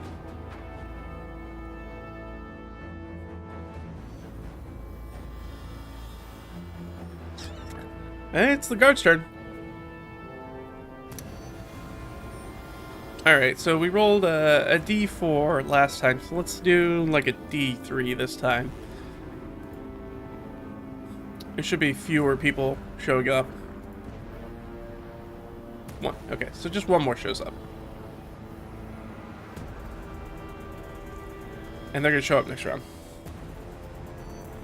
So, the guards that we do have, there's one on Ott. It's kind of stuck between Ott and Omer. Ott is clearly the bigger threat of those two, but Omer is the one most likely that they're going to be able to hit. So they go after, they turn around, and Omer stabs them in the back, but surprisingly they miss Omer. So, that worked out for us. So that one's stuck there. We have these two free ones. They're going to move.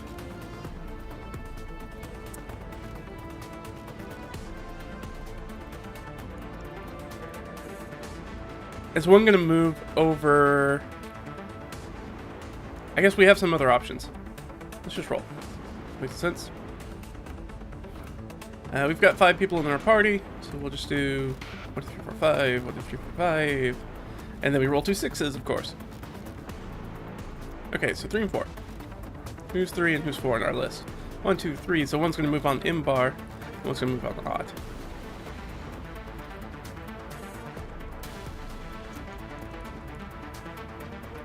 All right. So the one that was on Imbar probably moves back up on the Imbar, and the one that was on Omer that got left behind is going to move over to Ott as well. Try to double up. That is theirs. They are going to make some attacks. Now one missed Omer, so one on Ott and one on Imbar. One's flanking for the one on Ott, but that'll miss. And the one on Imbar will do even worse. They are not doing a great job. Alright, and now it's going to be 0 rounds until Rhinefire. So Rhinefire and Veer showing up next round. Back up to the top. Jurgen's got that bless on. Jurgen does not have anybody around them, surprisingly. He's going to turn around and fire at somebody. Who are they going to fire at? I think they're going to fire their Starry Wisps. The Warlock's a good target.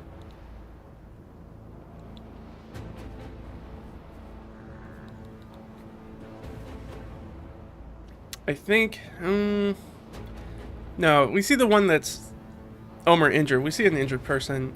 The blade would be really good to go after too. But the blade's going to be hard to hit. And just a spiritual weapon. Yeah, let's do it that way. So she is going to fire off a Starry Wisp at the one that's on Ott and Omer, the guard. Which is a spell attack. Gonna hit. Gonna do 2d8 damage. Should hopefully take this guy out. Nope, only 8 points of damage. Or actually, that's exactly what we need. So, this spectacle of sort of like almost X-Men Jubilee, like stars kind of fly, star streaks fly out of her hands, and boo, boo, boo, boo, hit that guy, and he goes down. And a little yelp. And then she's going to move the spiritual weapon over to...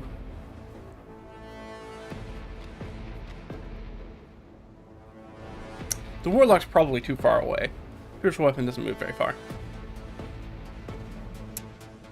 Can the spiritual weapon make it over to the blade? No. Alright, so it's going to have to go against one of the guards. It doesn't really matter which one then. We'll go against the one that's on Ott. We'll put the spiritual weapon here. We'll also move into flanking on Ott on the other side, so we're going full flank train. Flank, flank, flank, flank. In a row. Get the advantage. For sure that's going to hit. And what does spiritual weapon do? Is it 1d8? Plus spellcasting modifier. Okay, so 1d8 plus 3. 10 points. Ooh, almost fully takes him out in the shot. We're down to 1 hit point. So fighting with Ott, and then this thing comes around and just clocks him on the side of the head with the big spiritual hammer. And they nearly go down in one shot. They're stumbling around. Maybe even drop their weapon at this point. That's it for Jurgen. No undead is no undead. It would be a good way of bullying through. Yeah. It is nice. Alright, that brings us to Leah. So Leah does have her vampiric touch. Yeah, that's a good question. I hadn't really... No. I was going to say... Because the wording of the vampiric touch spell is weird. Because it's... half the damage you deal is taken back as hit points, but it doesn't say anything about whether that creature has to have that many hit points. It's just total damage dealt. I think that's a little ambiguous, but I'm going to assume they mean, like, I can attack this 1 hit point creature with vampiric touch and get 6 hit points back. I don't think that's in the rules as intended to work. Well, she definitely doesn't want to go after the Blade of Ilnaval when he's not restrained. She could try to hit him with another restrain. Yeah, I think that's what she's going to do. She's going to turn around the wand web and just try to web him again. Alright, deck save. Let's get Leah. She's this wand web. Kind of just taking this guy out of the encounter, I'm hoping. As we mop up everybody else. Alright, he needs to make a DC 15. Nope. And he goes, seriously? Seriously again? And he gets wrapped back up in spider web. Alright, Blade of Ilnaval is restrained. In the web again. Leah has Igni continue to do that. He's jumped over it. She takes a quick look over, and there's like 3 huts fully on fire. They're raging fire. People are screaming and running everywhere. People have abandoned trying to put out the fires at this point because they're growing so hot. People are just kind of running into the jungle at this point.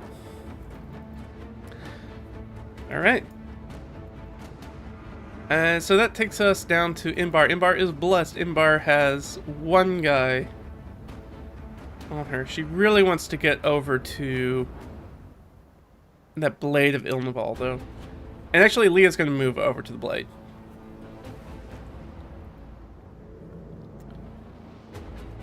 I'm going to do that. Because she would have done that. Because she wants to get those sweet, savory hit points. And when she has advantage, that's going to be helpful. Because she would do that. So Leah's moving into melee with them. Which is good, because that's definitely where Imbar wants to be, too. So Imbar's going to take the opportunity attack again. She's going to provoke it to go after the Blade. They're going to miss. She's going to come in with that advantage on the restrained target.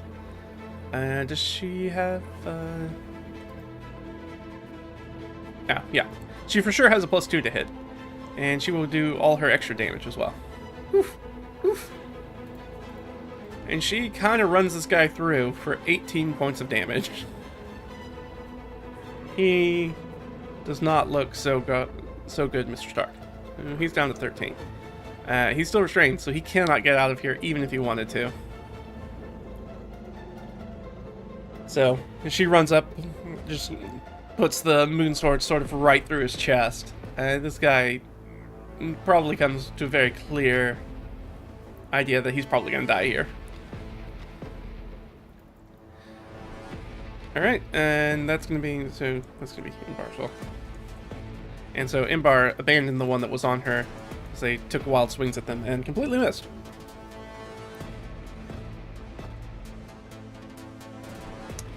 Alright, that was Imbar. Imbar did her thing. Ott is blessed. Ott has one person on her. She will attempt to...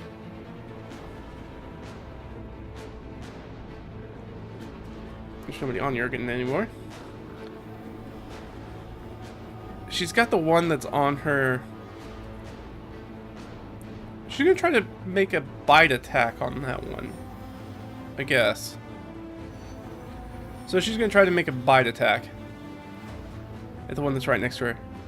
She's a +6 to hit with her bite.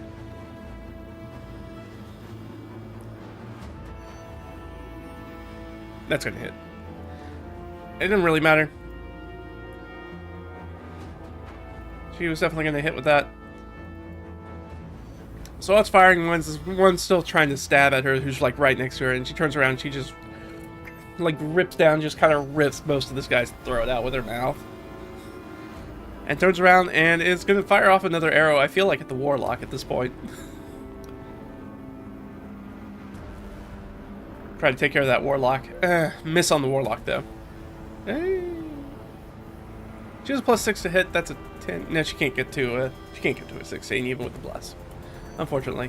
Bless not super useful in this combat actually. Haven't been really close enough that Bless has taken us over the edge on most attack rolls. Alright, but that's Ott. Does Ott move? Yeah. Yeah, you know what? Ott is going to move and then actually use her cunning action thing to dash. So question, if she does that, can she get on top of the Warlock? I think there's a pretty good chance of that. So even... Actually, you know what? I'd say that's a +5 because the Warlock wants to stay within 60 feet of people. So yeah, I'm just gonna say she gets up on it. That seems like it makes sense. Alright, so she's gonna rock up and on the Warlock, in cover.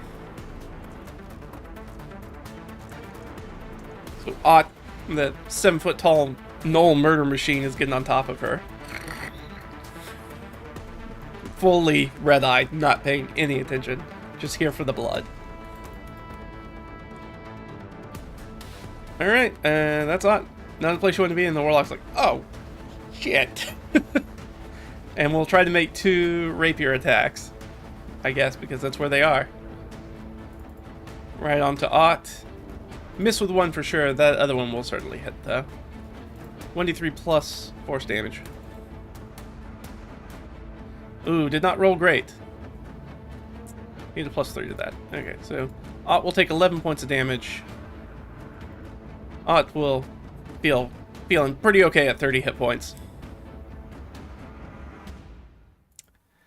That's their cast. They don't really have any bonus action casts. Nope, not really. So, she is not...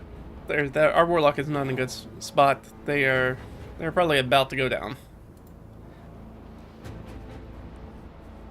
So that was the Warlock. They can't really disengage and move away. I think they feel like if they try to run... Well, I guess I should give them the save to see if they try to run. Nope, they don't try to run. They don't just turn and flee. The blade is restrained. The blade will try to get out of being restrained. The blade will fail to get out of being restrained. Still wrapped up in the web. Just absolutely take it out of this fight.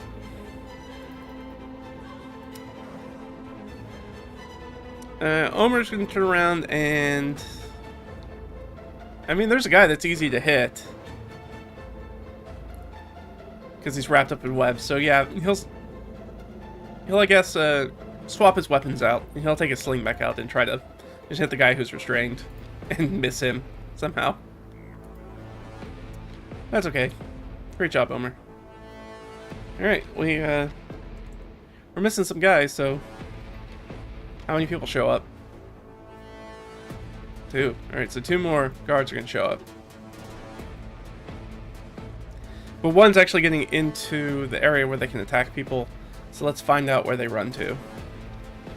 We've got 5 people, so who are they running to? 2. Who's number 2 in our list? Leah. So Leah's up there, and this one reaches Leah.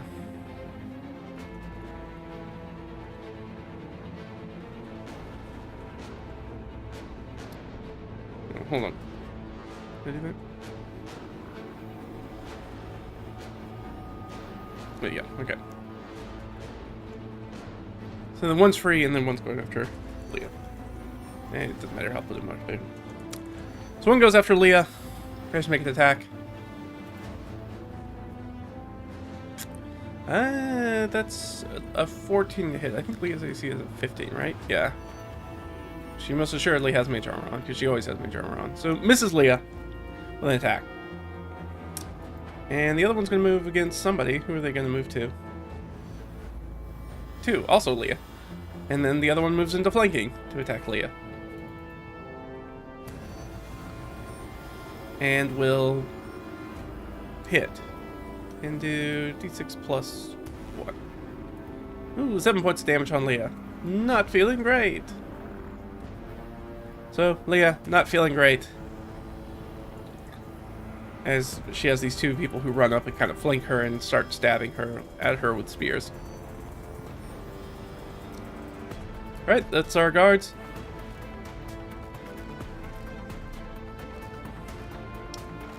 Do they come to us? I kind of think that's unlikely, minus 3. Oh, but it is. Okay. So what happens is there's...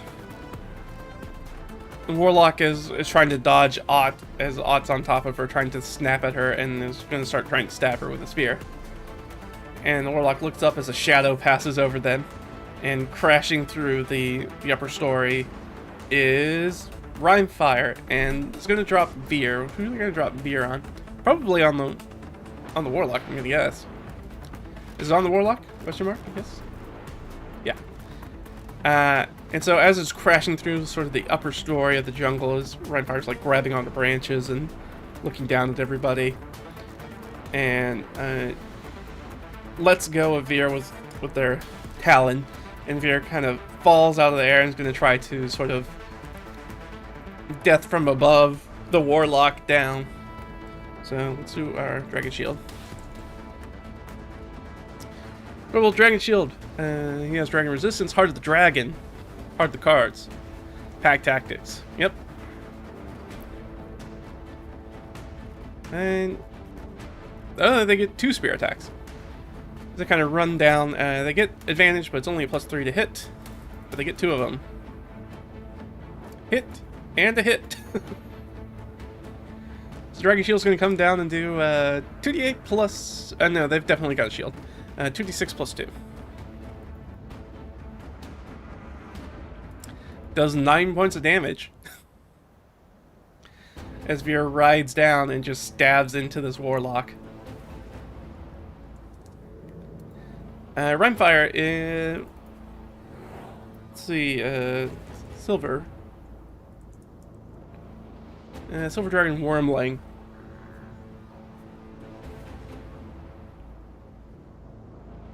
Doesn't want to use its cone attack, because it would definitely hit Ott. So I guess it just makes a couple of rend attacks with advantage. Oh, D10 plus 4. Ow. They hit real hard, though. Yeah, absolutely. What was it? 2d10 plus 4? Was that... Did I read that right? 2d10 plus 4? Ouch.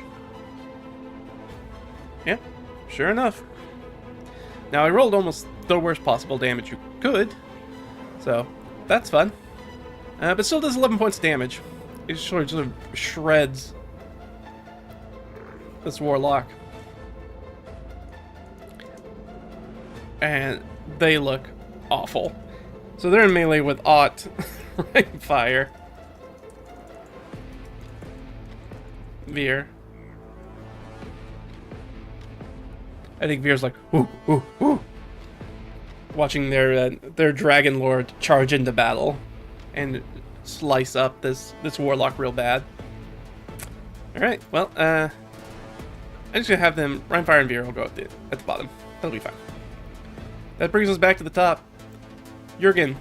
Jurgen's kinda off doing their own thing.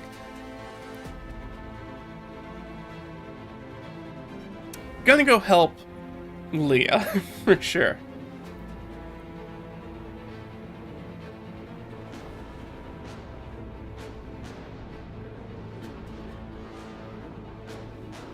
She's gonna move into melee, though. She really doesn't want to do that.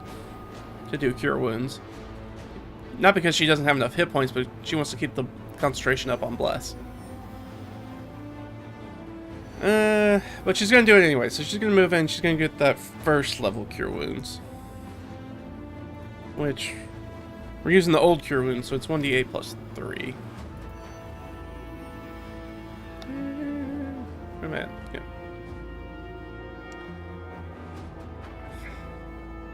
For absolutely minimum. Alright, well, Leah gets 4 hit points. We gotta go fast. Alright. Jumps down. That's her. She's gonna use a spiritual weapon on one of the ones that's on Leah. It doesn't really matter which one. Advantage. Hit. That will help. That should hit them, right? Guard AC is not very high. Their AC? Oh, their AC is 16. That might actually not hit them. She is technically blessed. It is her spell attack. Oh, that will definitely hit her. Alright. So, takes 8 points of damage. Nearly knocks this one out. Nearly knocks that one out. And that's it. Leah has Vampiric Touch. She's going to turn around and grab at the Blade of Ilnuvel while she has her Bless and they're still restrained. Not 3. 17. That will hit without even adding the Bless. So 3d6 of damage to him. So he'll take 10 points of damage. She reaches through the webbing, like grabs his face. Ah! You see that blackness sort of rot into one side of his face. As he is barely hanging on. He's barely alive. And Leah's going to get 5 hit points back.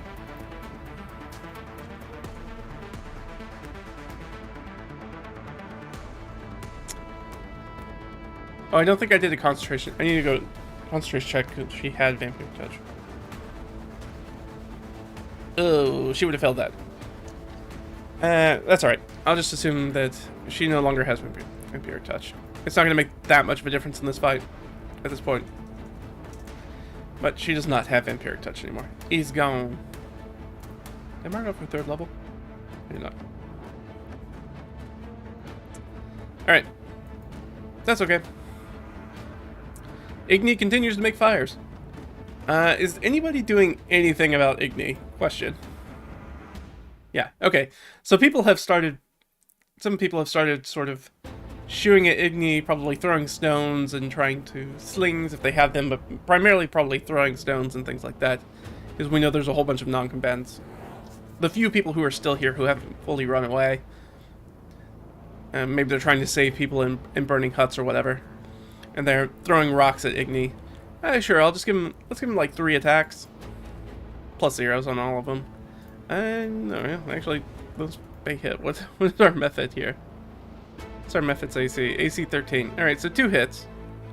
Improvised attack, 1d4s, 2d4s, I guess. Like, takes 4 hits if they're 15 hit points. Alright, and we'll just add it here. Igni. That's 11 hit points. Just so I can keep it clear. So Igni is probably about to sort of get out of here real quick. So now that he's being actively targeted, and as a familiar, he doesn't have a lot of hit points. So he'll probably poof out here in just a second. Imbar. Well, Imbar is right next to a guy who's barely still alive, so she's just gonna probably stab that guy.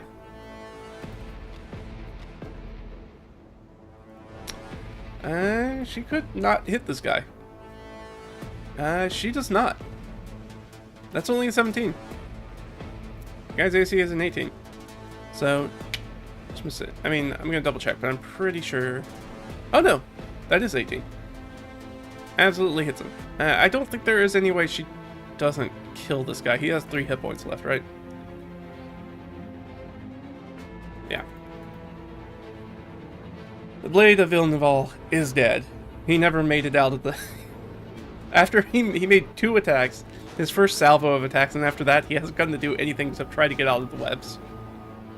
But, his body goes limp in the webbing. That's Imbar. Imbar will...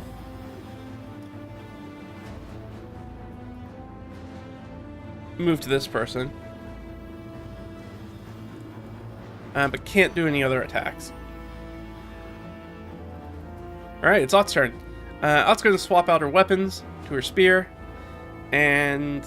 you know what? Is she going to do that? Yeah, she'll do that. So she's going to swap out to her spears, and she'll make a couple of spear attacks on the Warlock. Not going to hit with one of them, but the other one is a crit. That'll do her.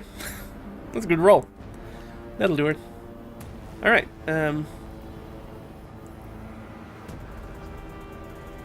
so the Warlock had pulled out this rapier and stabbed her with the force rapier. And she just kind of growled and laughed, did its hyena bark laugh in its face. And then got raked across the back real bad by Rhymefire and stabbed really badly by Veer.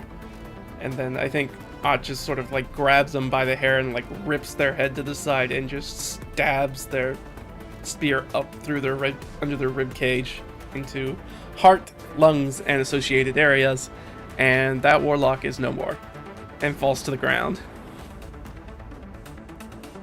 He's dead, Jim. Now the thing is that Ott gets free movement because she killed somebody, but we did say that they were 60 feet away, so she's not... Well, she's got a full move, but she can't do it as a free action. Let me check the wording on it. It doesn't say when you have to take your movement, so she could probably move 60 and get to somebody.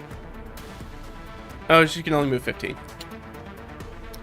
So she won't be able to do that.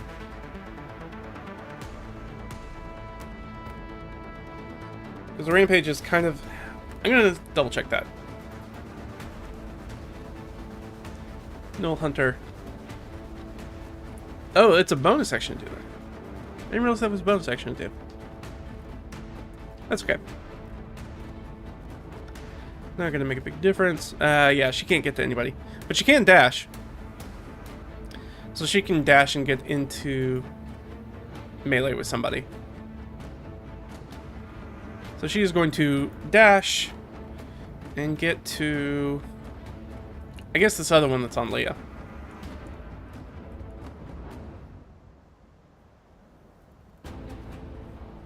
So that leaves us with Omer. Fully on mop-up duty now. We'll sling at the one that looks like they're about to go down anyways. Take a little sling action on them. It's going to hit. If I roll 3 or higher, they just go down. Nope, they're up with 1 hit point left. So they got cracked with a hammer real bad. Turned around and got hit on the other side with a sling bullet, probably in the broken ribs somewhere. But it's still just barely hanging on. Oh well. We'll live to see another turn. Because that's Omer, and Omer can't do anything else. 2 more guards show up.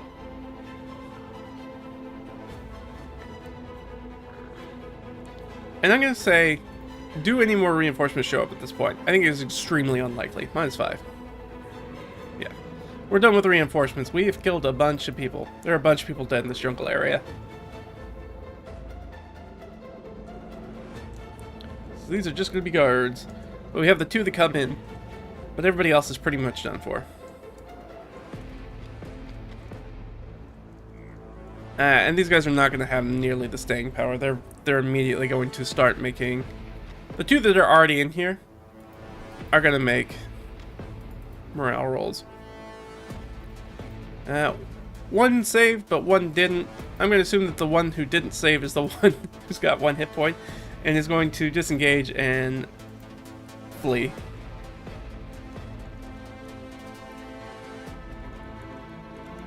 And they're going to flee into the jungle. So I'm just going to be like, they are out of combat. I don't think we're going to have any line of sight on them if they go directly into the thick jungle. We're not going to see them. They're gone. So these 2 are going to come in. Who are they going to go on?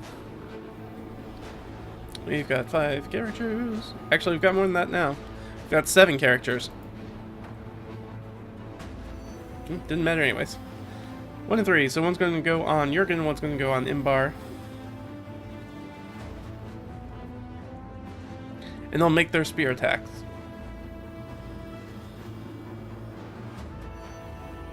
Gonna hit Jurgen, gonna miss Imbar.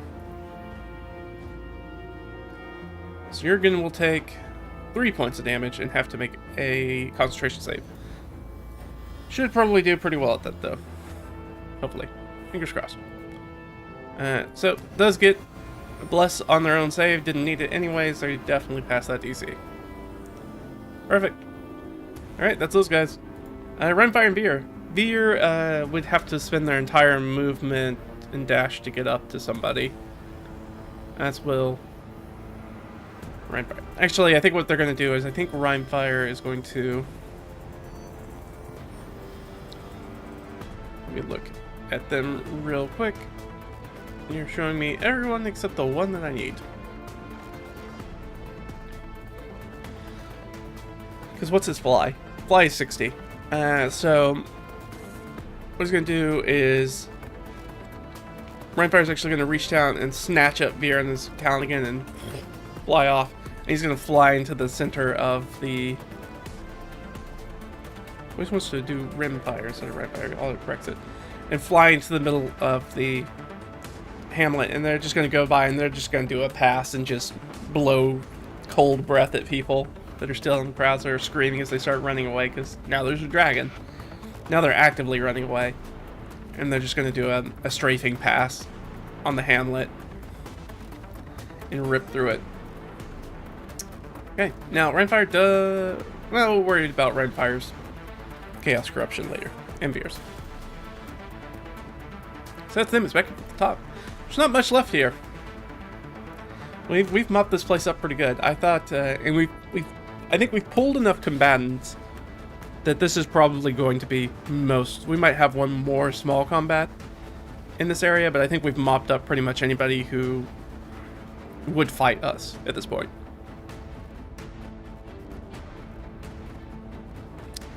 Long one is basically one big combat this session, but that's how it goes sometimes, especially when you run it by yourself, and we've got a lot of guys that keep showing up, reinforcements and stuff. But we've done a really great job. We stayed in cover, so that worked out really well for us. We locked down a guy for an entire fight with a wand of web, which I've never done that before, so that was fun. And yeah, we're just on mop-up duty. So Jurgen has the one on her. She's gonna move the. There's nobody on Odd anymore. So she's gonna move the spiritual weapon into blinking, which will take a swing at the one that's on her.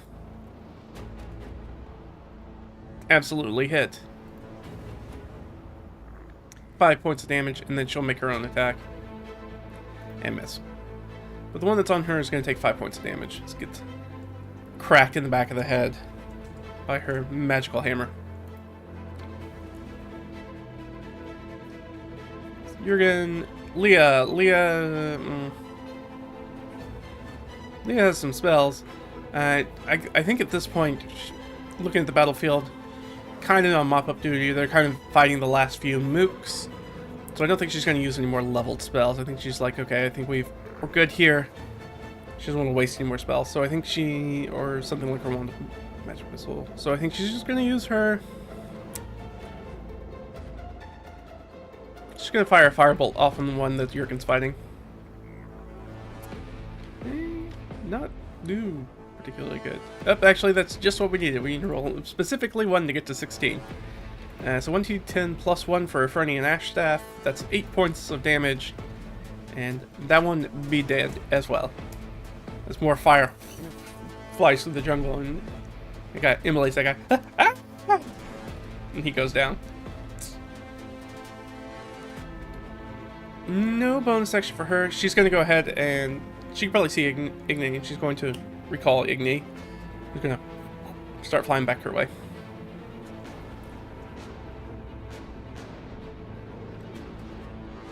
Yeah, that's one of the cool things about Igni is he's can become indistinguishable from a named flame fire. So he can just sit in the fire and look like the fire. But he's going to come back.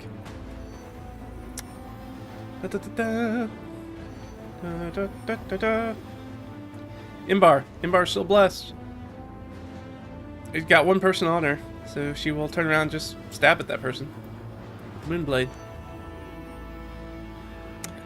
Well, that's crit for Imbar. She has expanded crit range. So that's 10 points. Just not quite enough. Has 1 hit point left. She turns around and slashes them like... what do we think this? She kind of slashes across them. I think she just... They hold up their arms to like protect themselves, and she slashes them sort of across the brachial artery, and there's just blood everywhere very quickly. The person's like, "Oh no!" They're trying to hold their arm, keeping themselves from bleeding out. That's Imbar though. That's all she can do. She doesn't have any cool bonus action. Ott is up there with Leah, but is there's no longer anybody for them to fight.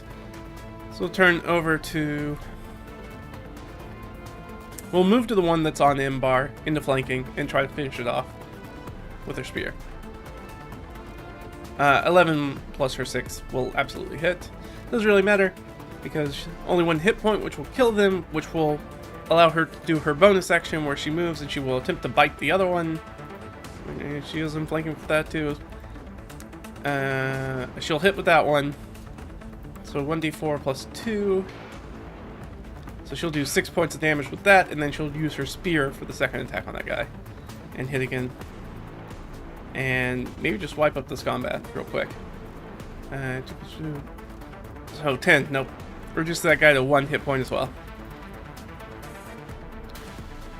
So that's Imbar in her full blood frenzy.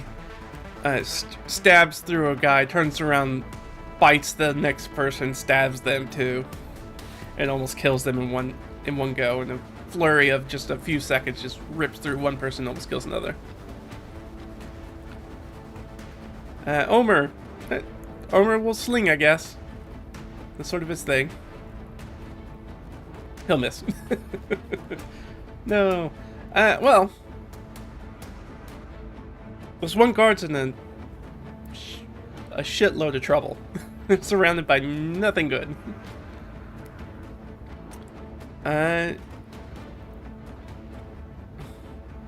Yeah, I mean, let's give him a morale roll. Wow, they rolled really well on the morale. It's definitely roll under for their charisma, and their charisma is definitely a 10. Alright, this one's gonna go down swinging, I guess. They're not gonna try to run or surrender. They're on Jurgen, so they'll make an attack on Jurgen. They might be unaware of how bad that nobody else is around anymore. They're just doing their own fight. Okay, they're gonna hit Jurgen.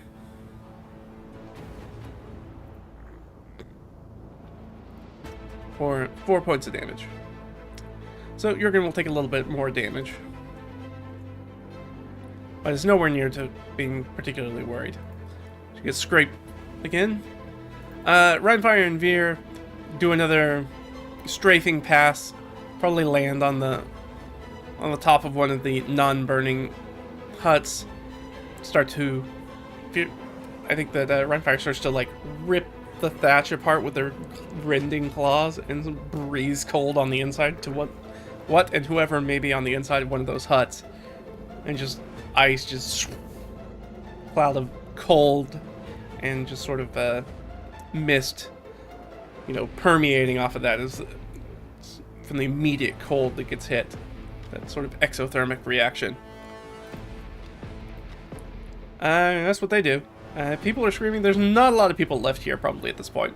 Even though the combat's probably been going on, what, close to a minute? Not quite a minute? But, yeah. Now's gonna be the most of it.